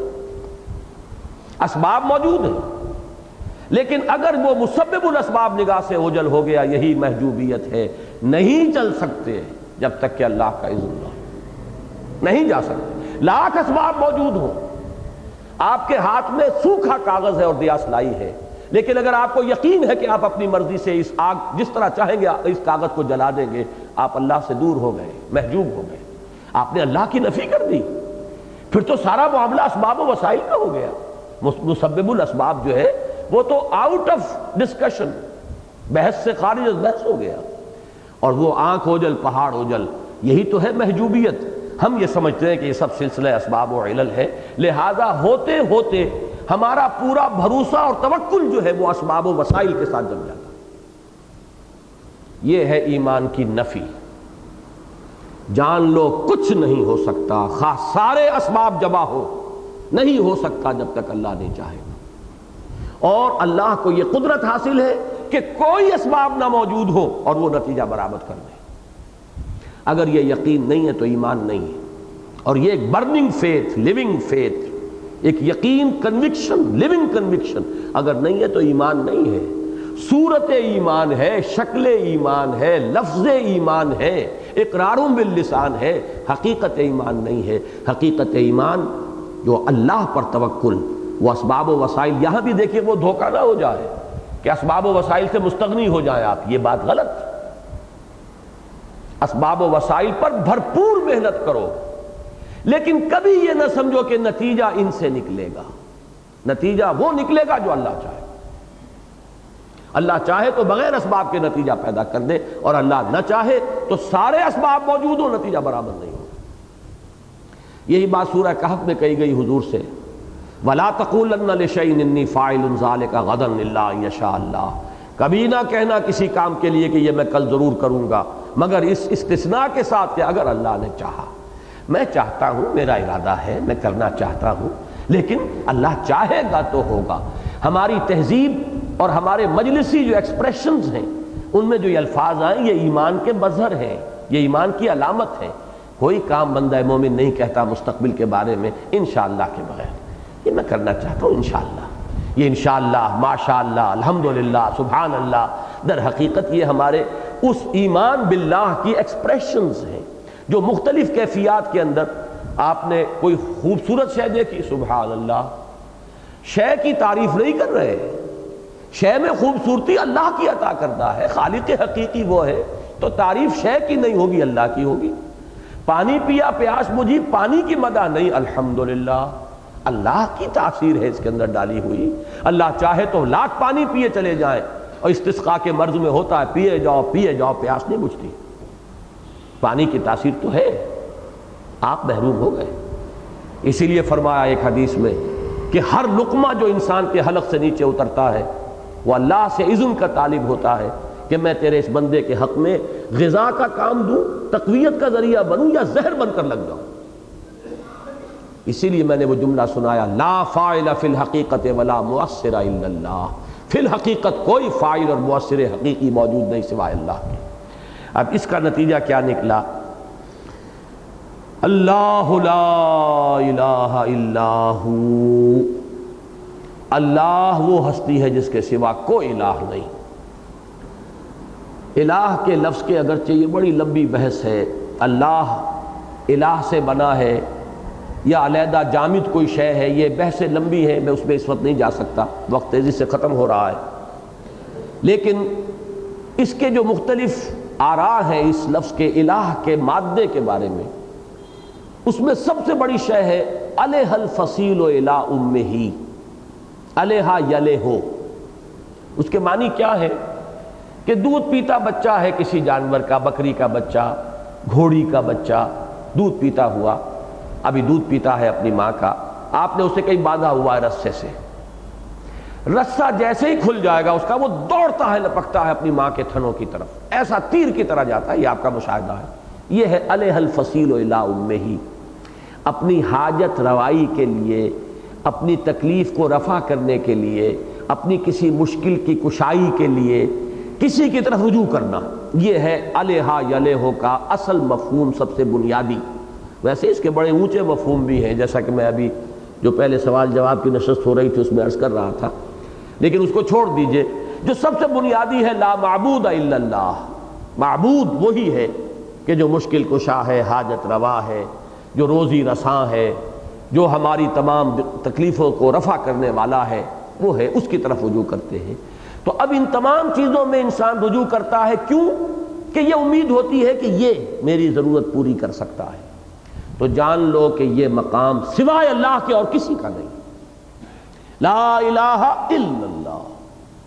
تکلیف کا رفع کرنا ہے تو اس کی طرف رجوع کرو، مشکل کو حل کرنا ہے تو اس کی جناب میں التجا کرو، کوئی ضرورت ہے اس کو پورا کرنا ہے تو اس سے مانگو۔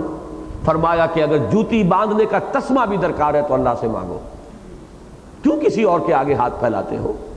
کیوں اپنی عزت نفس، اپنے شرف انسانیت کو دھتیلی پر رکھ کر کسی اور کے سامنے پیش کرتے ہو؟ وہ چاہے گا تو ٹھوکر مارے گا اور تمہاری پوری عزت جو ہے وہ گلی میں پڑی ہوئی ہوگی۔ اس سے کیوں نہیں مانگتے؟ جس کے قبضہ قدرت میں ہے پوری کائنات، اس کی طرف رجوع کیوں نہیں کرتے؟ جس کی انگلیوں کے مابین ہے تمام انسانوں کے دل، جس کے دل میں چاہے گا ڈال دے گا اور آپ کی ضرورت پوری ہو جائے گی، بغیر اس کے کہ آپ اپنے آپ کو ذلیل کریں کسی اپنے ہم جنس اور ہم نوع کے سامنے، ایک انسان کے سامنے ہاتھ پھیلائیں۔ مت مانگو کسی سے کچھ، اگر مانگنا ہی ہے تو اللہ سے مانگو۔ اول تو یہ ہے کہ یہ بات بھی عرض کر دوں، مانگنے میں بھی فرق ہے۔ معرفت کے مراتب ہیں، ایک مقام وہ ہے جہاں سوائے ہدایت اور استقامت اور مغفرت اور رحمت کے اور کچھ نہیں مانگ سکتا انسان۔ کیا مانگوں؟ اللہ مجھ سے زیادہ جانتا ہے میری ضرورت کیا ہے، میں کیا بتاؤں؟ میں مانگوں گا یہ دے دے یا یہ کر دے، کیا پتا وہ شے میرے حق میں مفید ہی نہ ہو۔ عسیٰ ان تحبوا شیئا وہو شر لکم، عسیٰ ان تکرہوا شیئا وہو خیر لکم۔ میں کہوں گا اس سے مجھے بچا دے، میں بے وقوف اپنے فائدے پر لات مار رہا ہوں، ہو سکتا ہے کہ یہ میرے خیر کے اندر ہو، تو کیا مانگوں؟ زبان بنگ ہو جائے گی، کچھ نہیں مانگے گا انسان سوائے پروردگار ہدایت دے، رب زدنی علما، پروردگار علم میں اور اضافہ فرما، پروردگار معرفت کی اور گہرائی عطا فرما، پروردگار استقامت عطا فرما، پروردگار کوئی خطائیں جو ہوئی ہیں معاف فرما دے۔ سوائے اس کے کچھ نہیں مانگ سکتا وہ شخص جو یہ جانتا ہے کہ میری ضروریات سے میرا وہ پروردگار مجھ سے زیادہ واقف ہے، مجھے تو پتہ بھی نہیں کہ مجھے کس شے کی ضرورت ہے، وہ جانتا ہے۔ مجھے معلوم نہیں کس شے میں میرا خیر ہے، کس شے میں میرا شر ہے۔ واللہ یعلم وانتم لا تعلمون، تو مانگو کیا؟ لیکن چلیے اس درجے معرفت پر آپ نہیں ہیں، نیچے ہیں، تو جوتی باندھنے کا تسمہ بھی مانگنا ہے تو اسی سے مانگو۔ تو یہ جان لیجئے توکل، بھروسہ اللہ کے سوا کسی پر نہ رہے۔ یہ ایمان کا وہ لٹمس ٹیسٹ ہے یہ، کہ اگر آپ کا بھروسہ اور توکل اللہ کے سوا کسی اور شے پر ہے، وسائل و اسباب، اشخاص، یہ میرا بھلا کر دے گا، یہ میرا کام بنا سکتا ہے، یہ مجھے نقصان پہنچا سکتا ہے، اس کی خوشامد کر رہے ہیں کہ آپ کا نقصان نہ کر دے، اس اپنے آفیسر کی خوشامد کر رہے ہیں آپ کی رپورٹ خراب نہ کر دے، فلاں کا معاملہ جو ہے اس کے سامنے بچھے جا رہے ہیں، اپنی عزت نفس کو دھیلا کرا رہے ہیں کہ وہ آپ کا کوئی کام بنا دے۔ یہ سب کیا ہے؟ وہ بڑی پست ذہنیت جو اللہ سے واقف ہی نہیں، اللہ سے تعارف ہی نہیں اس کا، اللہ کو جانتا ہی نہیں، کہتا ہے کہ مانتا ہوں، حقیقت میں نہیں جانتا۔ اگر جانتا ہوتا تو اس کا توکل، اس کا بھروسہ۔ دیکھیے یہی بات آئی ہے سورہ بنی اسرائیل کی دوسری آیت میں، وَآتَيْنَا مُوسَى الْكِتَابَ وَجَعَلْنَاهُ هُدًى لِبَنِي إِسْرَائِيلَ أَلَّا تَتَّخِذُوا مِن دُونِي وَكِيلًا۔ یہ لب لباب ہے تورات کی تعلیمات کا۔ ہم نے موسیٰ کو تورات عطا فرمائی، اسے بنی اسرائیل کے لیے ہدایت اور رہنمائی بنایا، جس کا خلاصہ کیا ہے؟ میرے سوا کسی اور کو کارساز نہ سمجھنا۔ جہاں سمجھے ٹھوکر کھا گئے، توحید کی نفی ہو گئی۔ اسی کا ایک معاملہ ہوا تھا سیرت النبی میں۔ غزوہ حنین کے موقع پر مسلمانوں میں سے کسی کو یہ خیال آ گیا، کسی ایک آدھ کو آیا ہوگا، چند کو آ گیا ہوگا، ظاہر بات ہے یہ خیال محمد الرسول اللہ کو نہیں آ سکتا، ابو بکر یا عمر کو نہیں آ سکتا رضی اللہ تعالی عنہم وصلی اللہ علیہ وسلم۔ خیال یہ آ گیا کہ کبھی ہم 313 ہوتے تھے تو ہم نے مار نہیں کھائی، آج تو ہم 12,000 ہیں۔ 12,000، 10,000 تھے جب مکے میں داخل ہوئے ہیں، اور جو مکے میں ایمان لائے طلقاء، اور کچھ وہ لوگ بھی جو ایمان نہیں لائے تھے لیکن وہ بھی اب شامل ہو گئے، اس لیے کہ رعایا ہے اب تو مسلمانوں کے مطیع 12,000 کا لشکر۔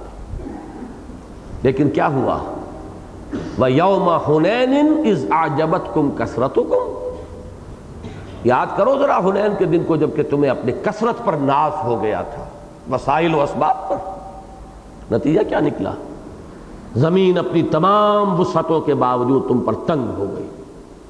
جب حوازن کے تیر اندازوں کی طرف سے وہ والیز آئی ہیں، تیروں کی بوچھاڑیں، وہ پہاڑوں میں چھپے ہوئے تھے، جیسے ہی درے میں داخل ہوئے وادی میں مسلمان، وہ جو تیروں کے آئے ہیں، بارش تیروں کی، بھگدڑ مچ گئی۔ یہاں تک کہ بعض روایات میں تو 30-40 کی فگر آتی ہے، بعض میں یہ ہے کہ 300-400 صرف رہ گئے حضور کے ساتھ، باقی سب ادھر ادھر تتر بتر۔ حضور پھر خود اترے ہیں اپنے سواری سے، علم اپنے ہاتھ میں لیا، رجز پڑھا، انا النبی لا کذب انا ابن عبد المطلب، میں نبی ہوں اور اس میں کوئی جھوٹ نہیں ہے، 12,000 میرا ساتھ دے تب بھی نبی ہوں، اور کوئی میرا ساتھ نہ دے تب بھی نبی۔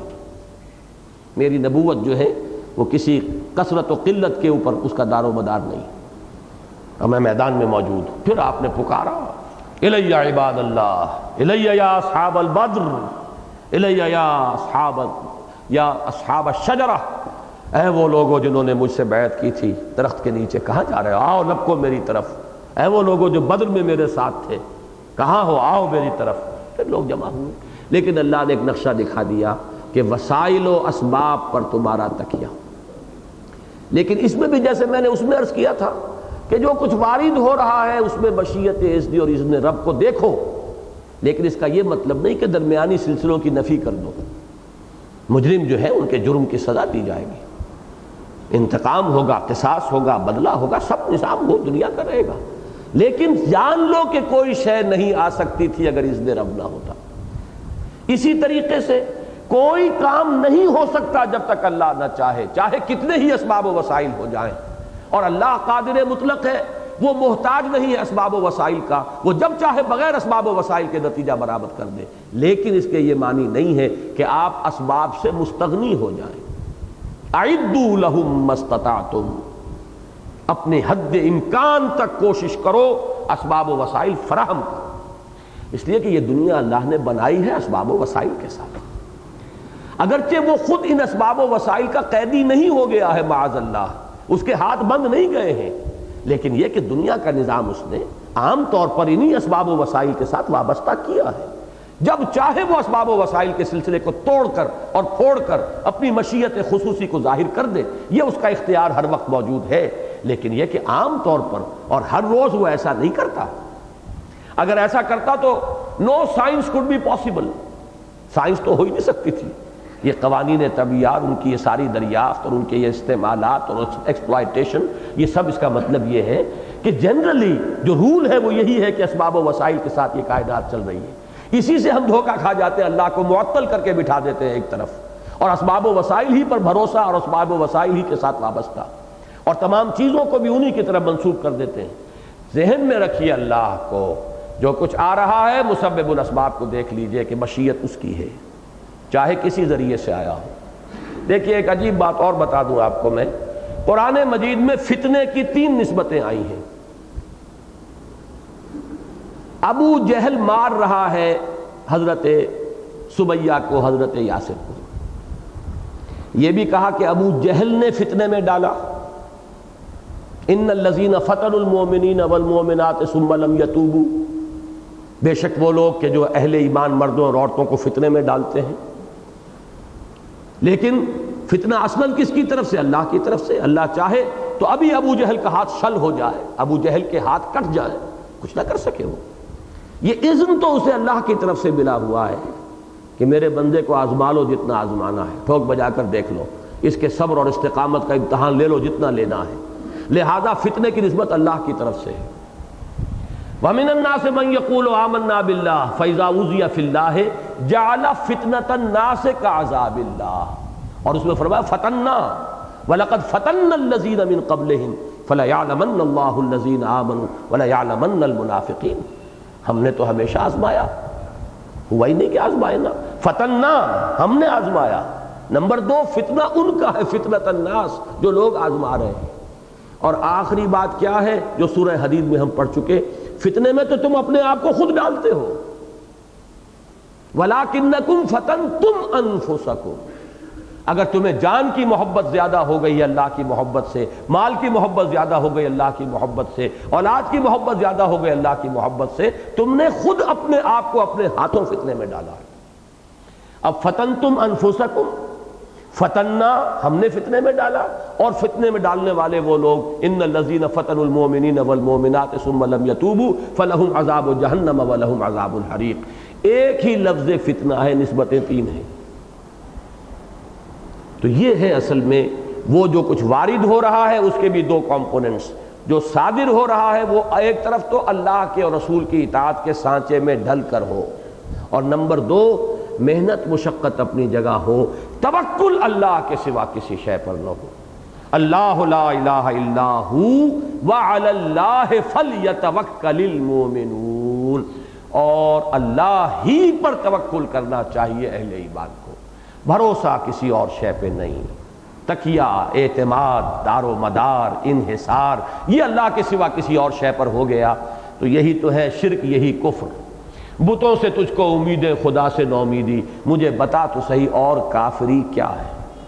اسباب و وسائل کو خدا نہ سمجھ لو، ہاں اسباب و وسائل سے مستغنی نہیں ہونا ہے، اپنی پوری محنت کر لو، اور پھر یہ کہو پروردگار، ایک یہ بڑا پیارا نقشہ ہے میدان بدر کا، اے پروردگار میں نے اپنے 15 برس کی کمائی لا کر میدان میں ڈال دی، اے اللہ اگر کل یہ سب کے سب شہید ہو گئے پھر قیامت تک تیرا نام لینے والا کوئی نہ ہوگا۔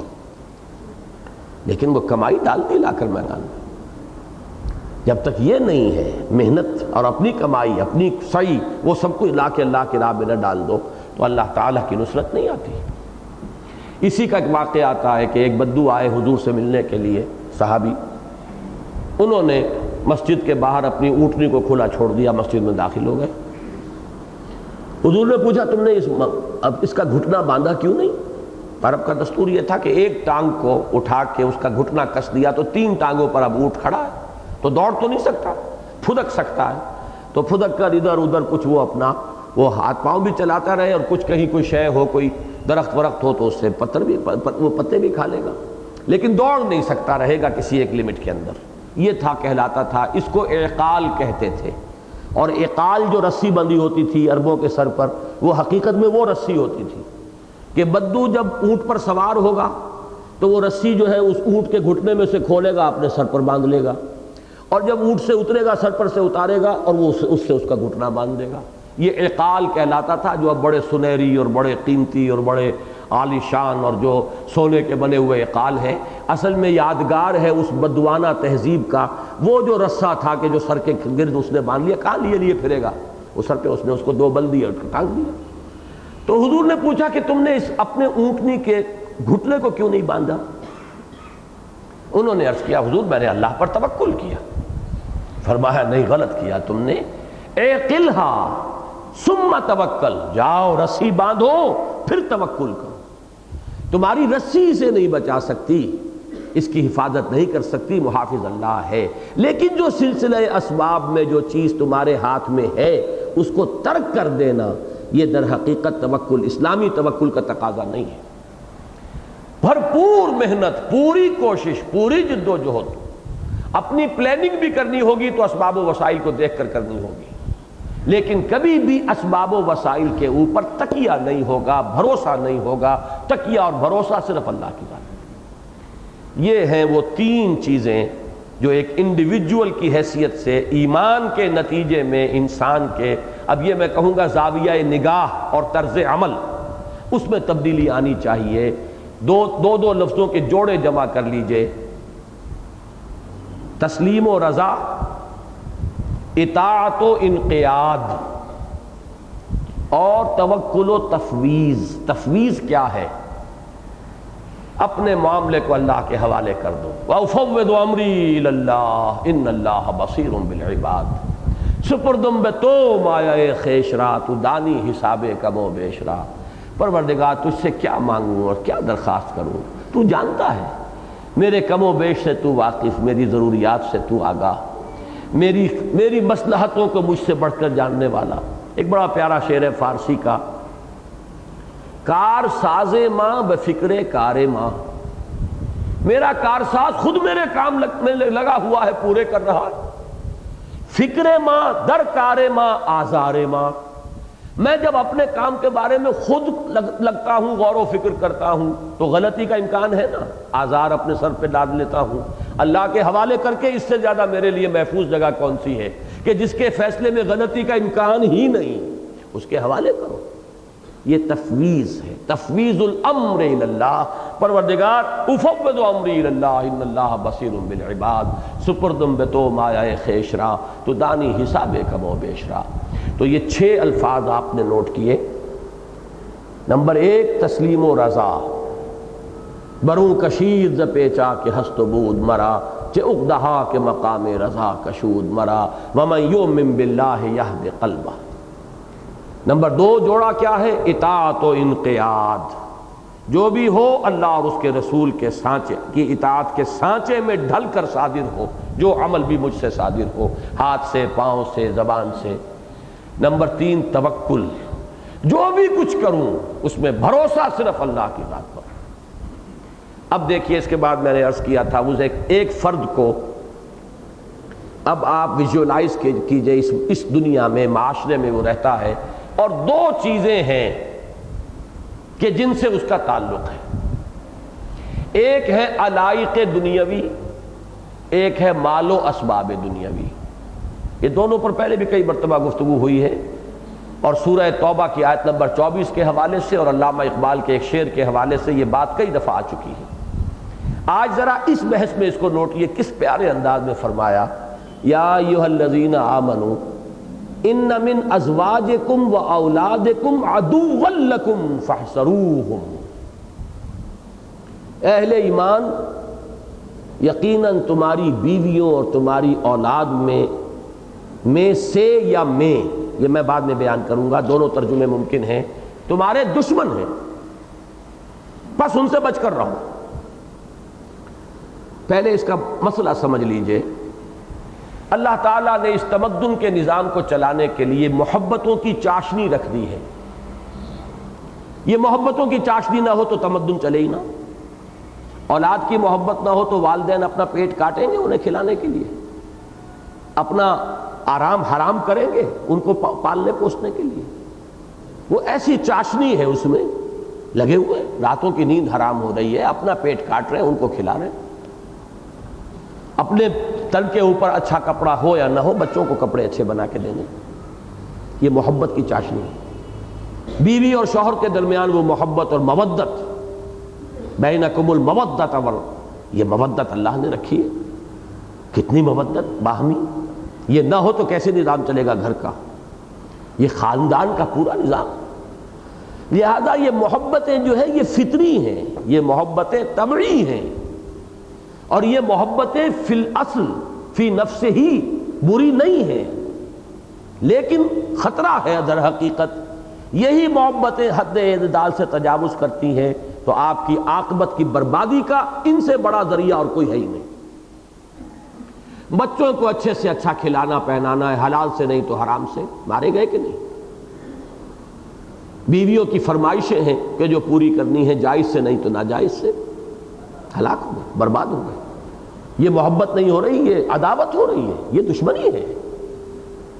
اگر چوکس نہ رہو گے، اگر محتاط نہ رہو گے، اگر الرٹ نہ رہو گے، اگر ہر وقت چوکنے نہ رہو گے، یہ فطری اور طبعی محبتیں تم پر چھاپا ماریں گی، شبخون ماریں گی، اور تمہیں اللہ کے راستے سے اور حلال اور حرام کی جو تمیز ہے اسے بیگانہ کر دیں گی. لہذا اے اہل ایمان چوکس رہو، چوکنے رہو.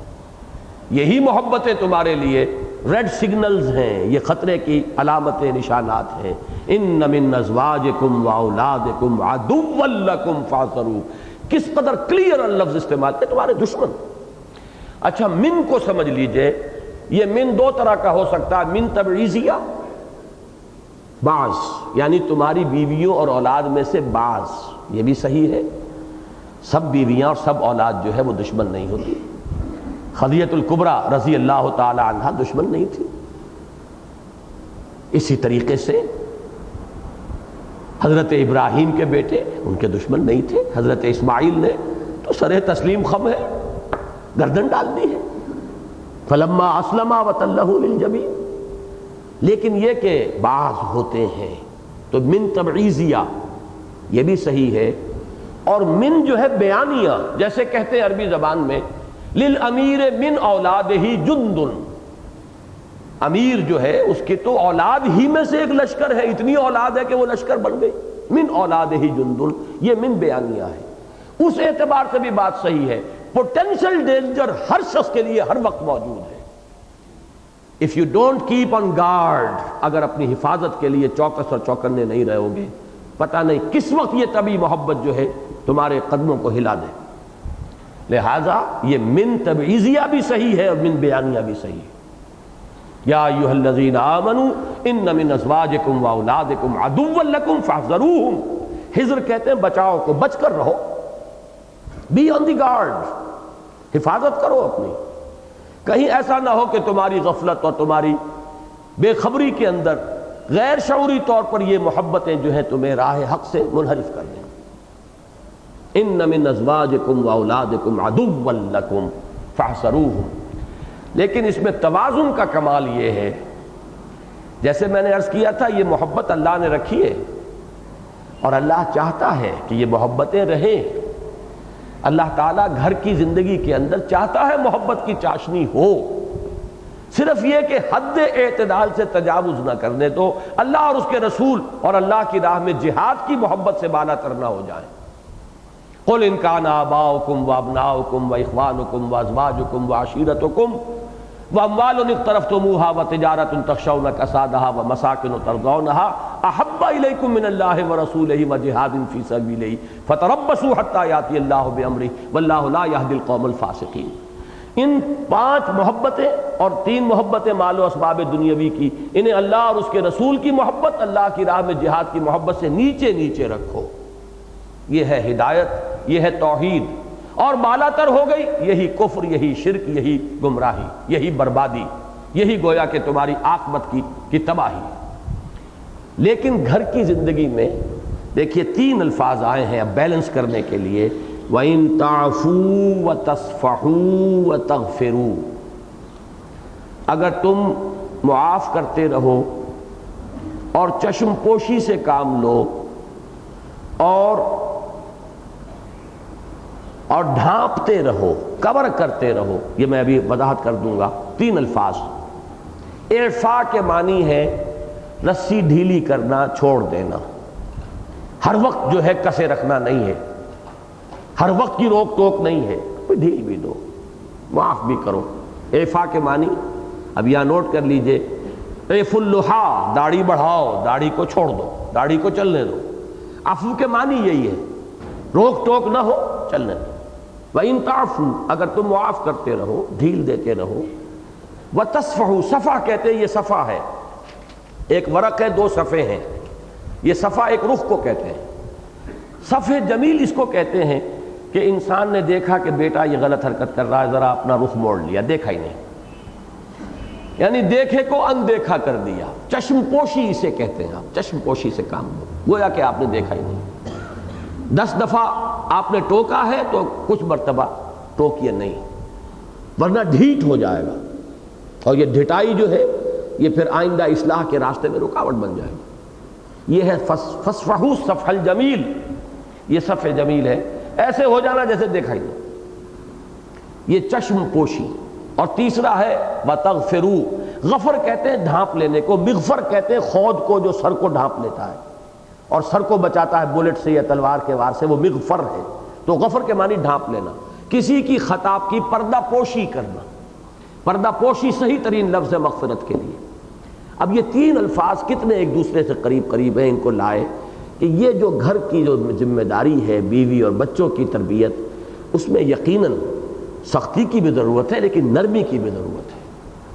ان کو ساتھ جو ہے جہاں تربیت کے اندر جہاں روک ٹوک کی ضرورت ہے، وہاں اس کی بھی ضرورت ہے کہ خطاؤں سے درگزر بھی کرتے رہیں، معاف بھی کرتے رہیں، چشم پوشی سے بھی کام لیں، خطا کے سے جو ہے اس کے اوپر پردے بھی ڈالیں۔ یہ ساری چیزیں بھی ضروری ہیں تاکہ ان کی تربیت ہو سکے صحیح رخ پر۔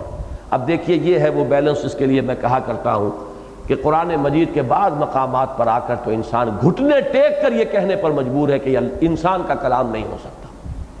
ایک طرف لفظ عداوت استعمال کیا ہے، یا ایھا الذین آمنوا ان من ازواجکم واولادکم عدوا لکم فاحذروہ، لیکن بیلنس کیا ہے وَإِن تَعْفُوا وَتَصْفَحُوا وَتَغْفِرُوا فَإِنَّ اللَّهَ غَفُورٌ رَحِيمٌ۔ اور کس قدر پیاری اپیل ہے، اگر تم یہ معاف کرتے رہو اور چشم پوشی سے کام لو اور پردہ پوشی کرو تو اللہ بھی تو غفور اور رحیم ہے۔ تم چاہتے ہو کہ نہیں کہ اللہ تمہاری خطائیں معاف کرے، تم بھی ان کی خطائیں معاف کرو۔ ارحموا من فی الارض یرحمکم من فی السماء، رحم کرو زمین والوں پر، اللہ تم پر رحم کرے گا۔ تم ان کی خطاؤں سے درگزر کرو، اللہ تمہاری خطاؤں سے درگزر کرے گا۔ تم انہیں معاف کرو، اللہ تمہیں معاف کرے گا۔ تو یہ اپیل کا درجہ ہے۔ تو یہ ہے علائق دنیاوی کے بارے میں نقطہ نظر کہ بندہ مومن جس کی نگاہ آخرت پر ہے، وہ چوکس ہو کر وہ بالکل غیر شعوری طور پر ان طبی محبتوں کا غلام نہیں بن جائے گا جیسے کہ اس وقت ہماری عظیم اکثریت بنی ہوئی، بیوی اور اولاد کے غلام، بیوی اور اولاد کے نوکر چاکر۔ بعض حضرات کہتے ہیں، ایک صاحب تھے ہمارے بزرگوں میں سے فوت ہو گئے، وہ کہا کرتے تھے بڑے پیارے انداز میں کہ بھائی ہمارا کیا ہے، ہم تو روٹی کپڑے پر اپنے بیوی بچوں کے ملازم ہیں، ساری محنت، ساری توانائی، ساری اپنی قوتیں، پھر حلال اور حرام کی تمیز بھی ہٹا کر جو کچھ کمایا ان کے پیٹ میں ڈال دیا یا ان کا تن ڈھانپ دیا یا ان کو اعلیٰ تعلیم دے دی، ہمیں کیا ملتا ہے 2 وقت کی روٹی اور چند جوڑے کپڑے کے۔ جیسے آپ کسی کو ملازم رکھ لیتے ہیں کہ روٹی کپڑے پہ ملازم ہے، تو در حقیقت آج کا انسان اکثر و بیشتر وہ اپنی اولاد اور اپنی بیوی کا روٹی کپڑے پر ملازم ہے۔ ٹوٹل انویسٹمنٹ اپنی شخصیت کی جو ہو رہی ہے انہی میں ہو رہی ہے۔ اور پھر یہ کہ حلال اور حرام کا معاملہ بھی ختم، معلوم ہوا کہ اب یہاں معاملہ دشمنی کا ہو گیا، یہ محبت نہیں ہے۔ حضور نے بڑے پیارے الفاظ میں فرمایا کہ اس شخص سے بڑا نادان اور کوئی نہیں جس نے دوسروں کی دنیا بنانے کے لیے اپنی عاقبت برباد کر لی۔ اس وقت آدمی یہ سمجھتا ہے یہ میں ہی ہوں، میرے بچے میری وجود کا ایکسٹینشن ہے، توسیع ہے، لیکن جب وہ بچے جوان ہوتے ہیں اور کہتے ہیں آنکھوں میں آنکھیں ڈال کر ابا جان آپ پچھلے زمانے کے لوگ ہیں، آپ چھوڑیے ان باتوں کے ابا جان، اب زمانہ بدل گیا، اب ہمارے تو ٹرینڈز یہی ہیں، اب زمانے کا چلن یہی ہے، تب محسوس ہوتا ہے کہ میں اور ہوں، یہ اور ہے۔ من دیگرم تو دیگری، من توشدم تو منشدی، یہاں تو معاملہ یہ تھا، لیکن اب معلوم ہوا من دیگرم تو دیگری، میری چوائس اور ہے، میری پسند اور ہے، میرا چلن اور ہے، میری رائے اور ہے۔ اور کبھی سینہ تان کر جب باپ سے بات ہو اور ماں سے بات ہو اور انہیں کہا بھی جائے کہ آپ بے وقوف ہیں اور آپ کو معلوم کچھ نہیں ہے، تب ہوش ٹھکانے آتے ہیں کہ یہ میں کس مغالطے میں رہا، میں تو سمجھا تھا یہ میں ہی ہوں، میری ہی شخصیت کا یہ کی توسیع ہے، ایکسٹینشن ہے۔ بہرحال مجھے وہ یاد آتا ہے، ہسٹری آف انگلینڈ میں ایک وزیر کا ذکر آتا ہے جس نے بڑے ہتھ کنڈوں سے دولت جمع کی تھی بادشاہ کے لیے، وہ کس کا فورک کہلاتا تھا وہ، جی ہنری ایٹھ کا، لیکن وزیر کا نام کیا تھا؟ بارٹن تھا، چھوڑیے۔ بہرحال اس نے بڑی ہر طریقے سے لوٹ کھسوٹ کر کے بادشاہ کا خزانہ بھر دیا، اور اس کے بعد جب بڑھاپے کو پہنچا اسی بادشاہ نے اسے جیل میں ڈالا۔ اس کا حسرت بھرا جملہ آتا ہے، had I served God as I served the king، جس طرح میں نے بادشاہ کی خدمت کی ہے، اگر میں نے اللہ کی خدمت کی ہوتی تو مجھے وہ اس میرے بڑھاپے میں اس طرح ذلیل و خوار نہ کرتا۔ یہ حسرت اس وقت ہوتی ہے جا کر جس طرح ہم نے اپنے آپ کو اپنے اولاد کے لیے پانی کر دیا، کہیں اگر اللہ کے لیے وہ محنت کی ہوتی تو ہمیں کیا ملتا اور کیا کچھ ہمارے نصیب ہوتے۔ یا ایھا الذین آمنوا ان من ازواجکم واولاد، اچھا یہاں بھی یہ نہ ہو، اولاد کا حق ہے، ان کو پالنا پوسنا آپ کے ذمے ہے، امانت ہے اللہ کی آپ کے پاس، لیکن حلال سے کماؤ اور کھلاؤ، اللہ کے حکم سے سرتابی نہ ہو، یہ اپنی جگہ محبت کرو، اللہ کی محبت سے بالا کرنا ہو جائے، اپنی ذمہ داری ادا کرو، یہ اللہ کی طرف سے ڈالی ہوئی ہے ایک ذمہ داری۔ اسی لیے تو ہے بچہ فوت ہو گیا ہے تو دعا کیا ہے جنازے کی؟ اللہم اجعلہ لنا فرطا واجرا وذخرا، پروردگار اس بچے کو ہمارے لیے اس آخرت کے اندر اجر اور ذخیرہ بنا دے ہمارے لیے، ہمارے اجر، اس لیے کہ تیری امانت تھی، ہم نے اس کو پالا پوسا ہے، تیری طرف سے ہمارے پاس ایک امانت تھی، اگر امانت سمجھ کر پال پوس رہے ہیں تو جو کچھ کر رہے ہیں وہ اللہ کے ہاں بھی اجر و ثواب کا ذریعہ بن جائے گا۔ اور جہاں طبی محبت کے تحت ہو رہا ہے وہاں خطرہ یہ ہے کہ کسی بھی وقت وہ پالا جو ہے اس کو آپ کراس کر جائیں گے اور حلال سے بڑھ کر حرام کے اندر منہ مار دیں گے۔ یا ایھا الذین آمنوا ان من ازواجکم واولادکم عدوا لکم فاحذروہم وان تعفوا وتصفحوا وتغفروا فان اللہ غفور رحیم۔ انما اموالکم واولادکم فتنہ، اب یہ مال و اسباب دنیاوی کی بات ہو رہی ہے، یہ میں بعد میں بتاؤں گا اولاد کو یہاں کیوں لائے۔ اصل میں سمجھ لیجئے دو چیزیں تھیں نا، علائق دنیاوی اور مال و اسباب دنیاوی، اصل میں اس آیت میں مال و اسباب دنیاوی مراد ہے۔ انما اموالکم واولادکم فتنہ، تمہارے اموال اور تمہارے اولاد ہی تمہارے لیے فتنہ ہے، ان کو یہ سمجھو کہ یہ امتحانی پرچے ہیں جن میں اللہ ہمیں آزما رہا ہے، یہ دے کر آزمایا ہے، یہ سرمایہ دے کر آزمایا، دولت دے کر آزمایا، ساز و سامان دے کر آزمایا، اولاد دے کر آزمایا کہ کیا کرتے ہیں، خیر میں لگاتے ہیں، بھلائی میں لگاتے ہیں، اولاد کی پرورش صحیح کرتے ہیں، انہیں اللہ کے دین کے خادم بنا کر اٹھاتے ہیں یا اللہ کے باغی اور سرکش بنا کر اٹھاتے ہیں۔ یہ امتحانی پرچے ہیں جن میں آپ کا امتحان ہو رہا ہے، جو کچھ آپ کر رہے ہیں اللہ کے ہاں اس کا حساب ہوگا، اور یہی فتنہ ہے در حقیقت۔ ایک سورت پیچھے جائیے، سورہ منافقون میں آیت ہم پڑھ چکے ہیں، یا ایھا الذین آمنوا لا تلہکم اموالکم ولا اولادکم عن ذکر اللہ ومن یفعل ذلک فاولئک هم الخاسرون۔ اہل ایمان، تمہارے اموال اور تمہاری اولادیں تمہیں اللہ کی یاد سے غافل نہ کرنے پائیں، جو کوئی یہ کرے گا پھر وہ خسارے میں اور بربادی اور تباہی کے اندر آ جائے گا۔ ذرا اور پیچھے جائیے، سورہ حدید میں جو فرمایا تھا منافقین سے کہا جائے گا وَلَٰكِنَّكُمْ فَتَنْتُمْ أَنفُسَكُمْ، تم نے خود اپنے آپ کو اپنے ہاتھوں فتنے میں ڈالا، وہ فتنہ یہی تو ہے۔ انما اموالکم واولادکم فتنہ، ان سے دلی محبت اگر آپ کی زیادہ ہو گئی ہے اللہ اور اس کے رسول اور اللہ کی راہ میں جہاد کے مقابلے میں، تو گویا کہ آپ نے خود اپنے آپ کو اپنے ہاتھوں فتنے میں ڈال دیا۔ انما اموالکم واولادکم فتنہ۔ اب میں عرض کر دوں کہ یہ کیوں یہاں پر اولاد کی ریپیٹیشن آئی ہے۔ دیکھیے اولاد کے بارے میں یہ جان لیجئے، ایک طرف اس سے محبت طبعی ہوتی ہے، دوسری طرف اولاد کو انسان ایسٹ بھی سمجھتا ہے، اولاد سے مستقبل کی امیدیں بھی وابستہ کرتا ہے۔ بیوی کی محبت میں مستقبل کی کوئی امید نہیں ہے، وہ محض محبت ہے، لیکن اولاد بڑھاپے کا سہارا بھی بنتی ہے۔ جیسے بینک بیلنس سے آپ کا دل مطمئن رہتا ہے، بڑھاپے کے لیے سامان میں نے رکھا ہوا ہے، پینشن ہے جو ملتی رہے گی، فلاں ہے، یہ ہے، ہوتا رہے گا، اسی طرح کا سہارا انسان سمجھتا ہے اولاد کو بھی کہ یہ میرے بڑھاپے کی لٹھیا بنیں گے، یہ میرا سہارا بنیں گے۔ تو اولاد کی حیثیت دو گنا ہے، ایک طبی محبت، وہ دو طبی محبت جو بیویوں سے بھی ہے، لہذا ان کو وہاں بریکٹ کیا ان من ازواجکم و اولادکم عدو لکم۔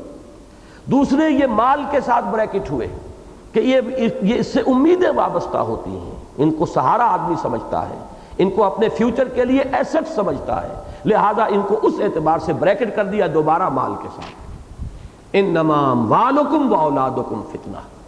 یہی وجہ ہے، میرا ایک عجیب مشاہدہ ہے، شاید آپ حضرات کا بھی ہو، جو لوگ بے اولاد ہوتے ہیں وہ انتہائی بخیل ہوتے ہیں بالعموم، اس لیے کہ ان کا سہارا صرف ایک رہ جاتا ہے، پیسہ، جبکہ اولاد والے کے دو سہارے ہوتے ہیں۔ وہ رسک لے سکتا ہے، کوئی بات نہیں، میرے پاس مال نہیں ہوگا تو کوئی بات نہیں، اولاد ہے، میں نے اپنے آپ کو ان میں انویسٹ کیا تھا ایک وقت میں، وہ ریپے کریں گے۔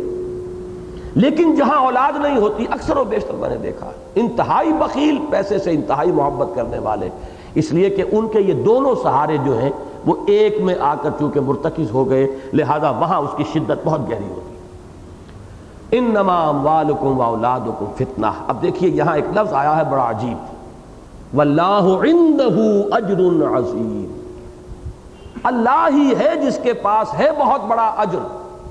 یہ اجر کیا ہے؟ وہ جو میں نے کہا تھا انویسٹمنٹ کا بدل۔ اولاد کو انسان ایک طرح کی انویسٹمنٹ بھی سمجھتا ہے، اور مال کو بھی وہ سمجھتا ہے سہارا۔ تو جیسے کہ ابھی میں نے آپ کو یہ جملہ سنایا اس برطانیہ کے اس بادشاہ کے اس وزیر کا، اگر میں نے اللہ کی خدمت کی ہوتی جیسے کہ میں نے بادشاہ کی خدمت کی ہے تو وہ مجھے میرے اس بڑھاپے میں ذلیل و خوار نہ کرتا۔